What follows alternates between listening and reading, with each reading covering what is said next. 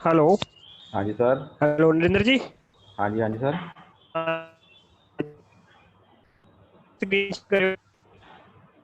हाँ जी सर, मैं कर रहा हूँ। हाँ, ठीक है जी।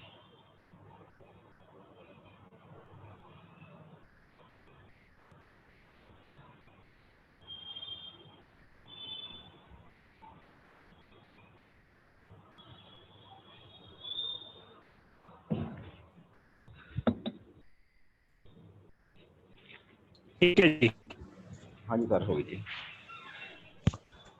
हाँ हाँ, हो गई जी, चलो ठीक है। सर आवाज़ मेरी आ रही सही जी? सर आवाज़ आ रही जी थानू? ठीक हेलो।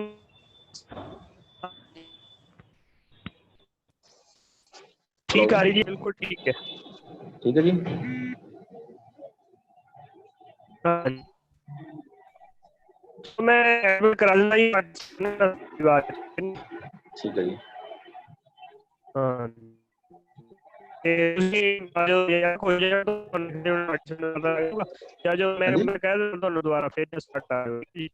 ਮੈਂ ਦੁਬਾਰਾ ठीक ਫਿਰ है जी। ਤੁਹਾਨੂੰ ਦੱਸਦਾ ਕਿ ਸਟਾਰਟ ਕਰ ਲਓ ਤੁਸੀਂ। ਇੱਕ ठीक। ਮਿੰਟ ਬਾਅਦ ਕਰ ਹੀ ਲਓ start। ठीक है जी।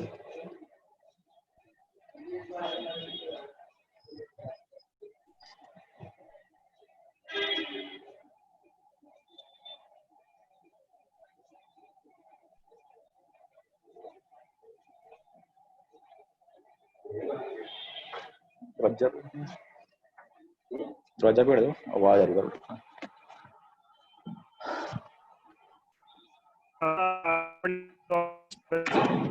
ਇਹਨੂੰ ਇੱਥੇ ਸਰ ਵੇਟਿੰਗ ਰੂਮ ਵਾਲੇ ਲੈ ਰਹੇ ਨੇ ਵੀ ਇੰਨੇ ਤੁਹਾਡੀ ਵੇਟਿੰਗ ਕਰ ਰਹੇ ਨੇ, ਉਹ ਤੁਸੀਂ ਹੋਸਟ ਚੇਂਜ ਕਰਨਾ ਨਾ ਦੇ।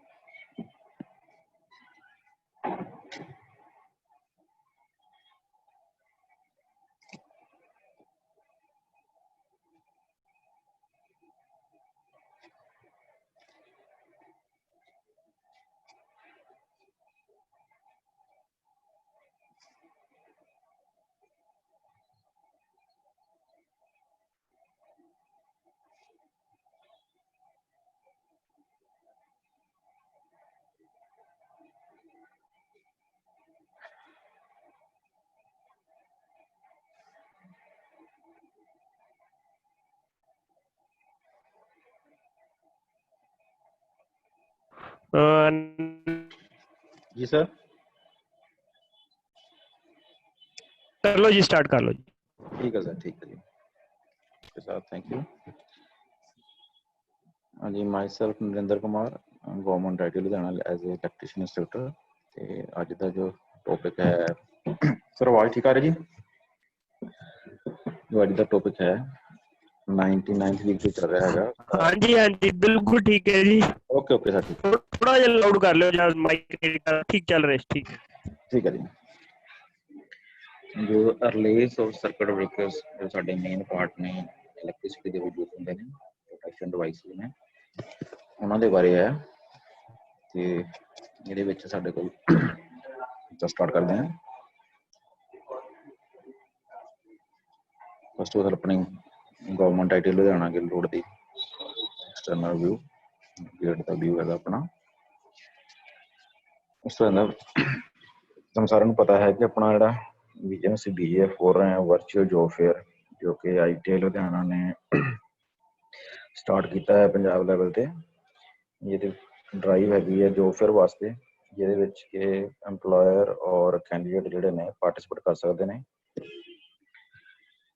ਇਸ ਵਿੱਚ ਸਾਰੇ ITIs ਨੂੰ ਵੀ ਰਿਕੁਐਸਟ ਹੈਗੀ ਹੈ ਕਿ ਵੱਧ ਤੋਂ ਵੱਧ ਬੱਚਿਆਂ ਨੂੰ ਪਾਰਟੀਸਪੇਟ ਕਰਾਇਆ ਜਾਵੇ, ਇਸ ਲਿੰਕ ਦੇ ਉੱਪਰ ਜੁਆਇਨ ਕਰਾਇਆ ਜਾਵੇ, ਤਾਂ ਜੋ ਬੱਚਿਆਂ ਨੂੰ ਘਰ ਬੈਠੇ ਹੀ ਉਹਨਾਂ ਦਾ ਇੰਟਰਵਿਊ ਹੋ ਸਕੇ। ਇੰਟਰਵਿਊ ਦਾ ਮੋਡ ਹੈਗਾ ਆਪਣੇ ਕੋਲ ਜ਼ੂਮ ਐਪ ਹੈਗਾ ਜਾਂ WhatsApp ਜੋ ਚੱਲਦੇ ਨੇ ਐਪ ਹੈਗੇ, ਉਹਨਾਂ ਦੇ ਥਰੂ ਕੰਪਨੀਆਂ ਜੋ ਹੈਗੀਆਂ ਬੱਚਿਆਂ ਨਾਲ ਰੂਬਰੂ ਹੁੰਦੀਆਂ ਨੇ ਤੇ ਉਹਨਾਂ ਨੂੰ ਸਿਲੈਕਟ ਕਰਕੇ ਇਹ ਕੰਪਨੀਆਂ ਅਪਲਾਈ ਕਰਦੀਆਂ ਨੇ।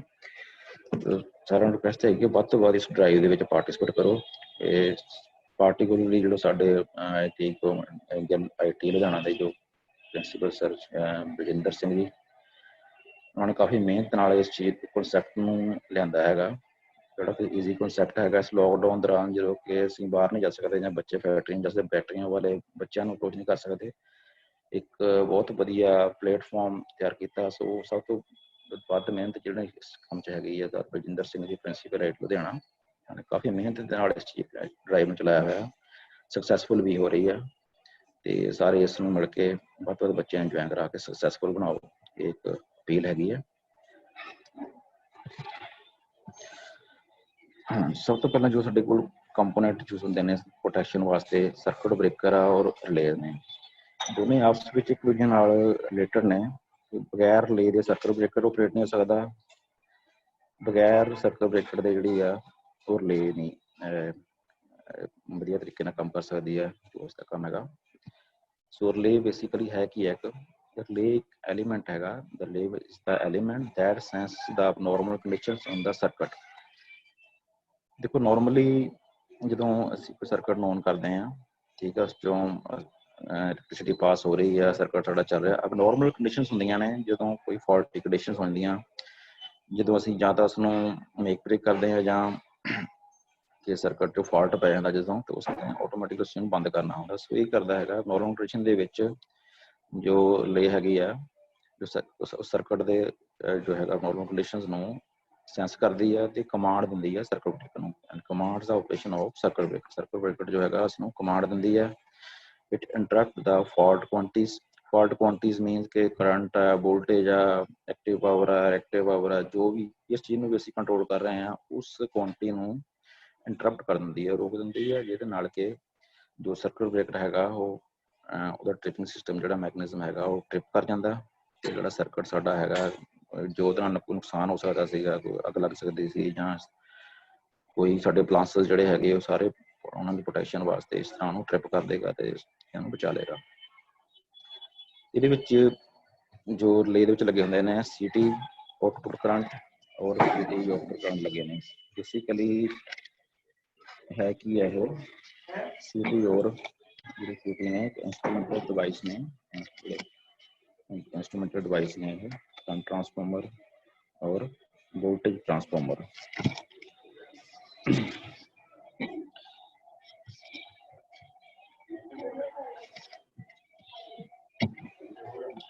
ਸੋ ਇਹਨਾਂ ਨੂੰ ਆਪਾਂ ਸੈਂਸਰ ਵੀ ਕਹਿੰਦੇ ਆ। ਦੇਖੋ ਕਿ ਕੋਈ ਵੀ ਰਿਲੇਅ ਹੈਗੀ ਆ, ਜੇ ਆਪਾਂ ਉਹਨੂੰ ਆਪਰੇਟ ਕਰਨਾ ਹੋਵੇ ਕਿ ਅਸੀਂ 11 kV 220 kV ਜਾਂ ਇੰਨੀ ਹਾਈ ਵੋਲਟੇਜ ਦੇ ਉੱਪਰ ਆਪਾਂ ਇਸ ਨੂੰ ਆਪਰੇਟ ਕਰੀਏ ਤਾਂ ਇਹ ਪੋਸੀਬਲ ਨਹੀਂ ਹੈਗਾ। ਰੀਜ਼ਨ ਹੈਗਾ ਕਿ ਉਸ ਦਾ ਸਾਈਜ਼ ਇੰਨਾ ਬਲਕੀ ਹੋ ਜਾਏਗਾ, ਕੰਸਟਰਕਸ਼ਨ ਜਿਹੜੀ ਪ੍ਰੋਬਲਮ ਹੈਗੀ ਹੈ, ਕੰਸਟਰਕਸ਼ਨ ਈਜ਼ੀ ਨਹੀਂ ਹੋਏਗੀ। ਸੋ ਉਸ ਨੂੰ ਆਪਾਂ ਕਰ ਦਿਆਂਗੇ CT ਜਾਂ PT ਦੇ ਥਰੂ ਜਿਹੜੀ ਹੈ ਰਿਲੇਅ ਨੂੰ ਅਸੀਂ ਸਪਲਾਈ ਦਿੰਦੇ ਹਾਂ। ਇਸ ਐਗਜ਼ਾਮਪਲ ਦਿੱਤੀ ਇਹਦੇ ਵਿੱਚ ਇੱਕ CT ਹੈਗਾ, ਦੇਖ ਸਕਦੇ ਹੋ ਸਰਕਟ 'ਚ ਲੱਗਾ ਹੋਇਆ ਹੈ, ਰਿਲੇਅ ਕੋਇਲ ਹੈਗੀ ਆ। CT ਸਪੋਜ਼ ਆਪਣੀ 100 ਐਂਪੀਅਰ ਇਸ 'ਚੋਂ ਜਾ ਰਿਹਾ ਹੈਗਾ, 100 ਐਂਪੀਅਰ ਦੀ ਆਪਾਂ ਰਿਲੇਅ ਤਾਂ ਨਹੀਂ ਆਪਰੇਟ ਕਰ ਸਕਦੇ। ਅਸੀਂ ਕਰਨਾ ਹੈਗਾ ਉਸ ਟਰਨ ਰੇਸ਼ੋ ਸੈੱਟ ਕੀਤੀ ਹੁੰਦੀ ਹੈ, ਜਿਸ ਤਰ੍ਹਾਂ 100 ਐਂਪੀਅਰ ਆ ਤੇ ਉਹਦੀ ਜਿਹੜੀ ਪ੍ਰਾਇਮਰੀ ਦੇ ਪ੍ਰਪੋਰਸ਼ਨਲ ਜਿਹੜੀ ਸੈਕੰਡਰੀ ਵੋਲਟੇਜ ਆ ਹੋਊਗੀ 5 ਐਂਪੀਅਰ ਸਪੋਜ਼ 100 ਐਂਪੀਅਰ ਕਰੰਟ ਇਸ 'ਚੋਂ ਪਾਸ ਹੋ ਰਿਹਾ ਸਰਕਟ ਬ੍ਰੇਕਰ 'ਚੋਂ, ਠੀਕ ਹੈ, ਸਰਕਟ ਚੱਲ ਰਿਹਾ ਹੈਗਾ। ਜਿਸ ਟਾਈਮ ਸਾਨੂੰ ਸਪੋਜ਼ ਅਸੀਂ ਓਵਰ ਕਰੰਟ ਦੀ ਪ੍ਰੋਟੈਕਸ਼ਨ ਕਰਨੀ ਹੈ ਤੇ ਕੀ CT ਦੇ ਵਿੱਚੋਂ ਜਦੋਂ current normal pre determined value ਜਿਹੜੀ ਹੁੰਦੀ ਹੈ ਜਾਂ ਨਿਰਧਾਰਿਤ ਵੈਲਿਊ ਜਿਹੜੀ ਹੈਗੀ ਆ ਉਸ ਦੇ ਨਾਲ ਥੋੜਾ ਜਿਹਾ ਕਰੰਟ ਵੀ ਜ਼ਿਆਦਾ ਹੋ ਗਿਆ ਤੇ ਰਿਲੇਅ ਕੋਇਲ ਨੇ ਕਰਨਾ ਆਪਰੇਟ ਹੋ ਜਾਣਾ, ਠੀਕ ਹੈ। ਆਪਰੇਟ ਕੀ ਇਹਦੇ ਵਿੱਚ ਇੱਕ ਇਲੈਕਟ੍ਰੋਮੈਗਨੈਟ ਦੀ ਲੱਗੀ ਹੈ, ਜਿੱਥੇ ਉਹਦੇ ਨਾਲ ਕੀ ਮੈਗਨੈਟ ਬਣਦੀ ਹੈ, ਚੁੰਬਕ ਬਣਦੀ ਹੈ, ਜਿਹਦੇ ਨਾਲ ਕੀ ਹੋਊਗਾ ਇਸ ਪਲੰਜਰ ਨੂੰ ਇਸਨੇ ਆਪਣੇ ਨਾਲ ਅਟਰੈਕਟ ਕਰ ਲੈਣਾ। ਜੋ ਟ੍ਰਿਪ ਸਰਕਲ ਹੈਗਾ, ਟ੍ਰਿਪ ਕੋਇਲ ਹੈਗੀ ਆ, ਉਸਨੇ ਅੱਗੇ ਨਾਈਜੈਸ ਹੋ ਕੇ ਆਪਰੇਟ ਹੋ ਜਾਣਾ ਹੈਗਾ ਤੇ ਸਰਕਟ ਬ੍ਰੇਕਰ ਦਾ ਟ੍ਰਿਪਿੰਗ ਮੈਕੈਨਿਜ਼ਮ ਜੋ ਟ੍ਰਿਪਿੰਗ ਸਰਕਟ ਹੈਗਾ ਉਸਨੂੰ ਆਪਰੇਟ ਕਰ ਦੇਣਾ ਤੇ ਸਰਕਟ ਤੋਂ ਅਲੱਗ ਕਰ ਦੇਣਾ। ਇਸ ਤਰ੍ਹਾਂ ਸਾਡਾ ਸਰਕਟ ਹੈਗਾ ਉਹ ਜੋ ਕੋਈ ਓਵਰ ਕਰੰਟ ਜਾਂ ਕੋਈ ਹੋਰ ਕੁਆਂਟੀਟੀ ਤੋਂ ਜਿਸ ਤੋਂ ਵੀ ਇਸਨੇ ਨੁਕਸਾਨ ਹੋ ਸਕਦਾ ਸੀਗਾ ਉਸ ਤੋਂ ਇਸਨੂੰ ਬ੍ਰੇਕ ਕਰ ਦੇਣਾ ਤੇ ਇਸਨੂੰ ਬਚਾ ਕਰ ਦੇਗਾ।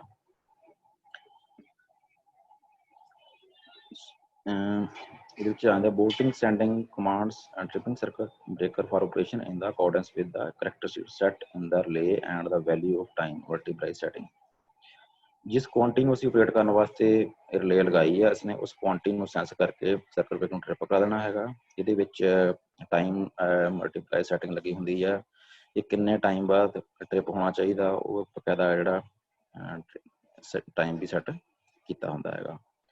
ਇਸ ਤਰ੍ਹਾਂ ਇੱਕ ਜਿਹੜੀ ਰਿਲੇ ਹੈਗੀ ਆ ਉਹ ਸਾਰਾ ਕੰਮ ਕਰਦੇ।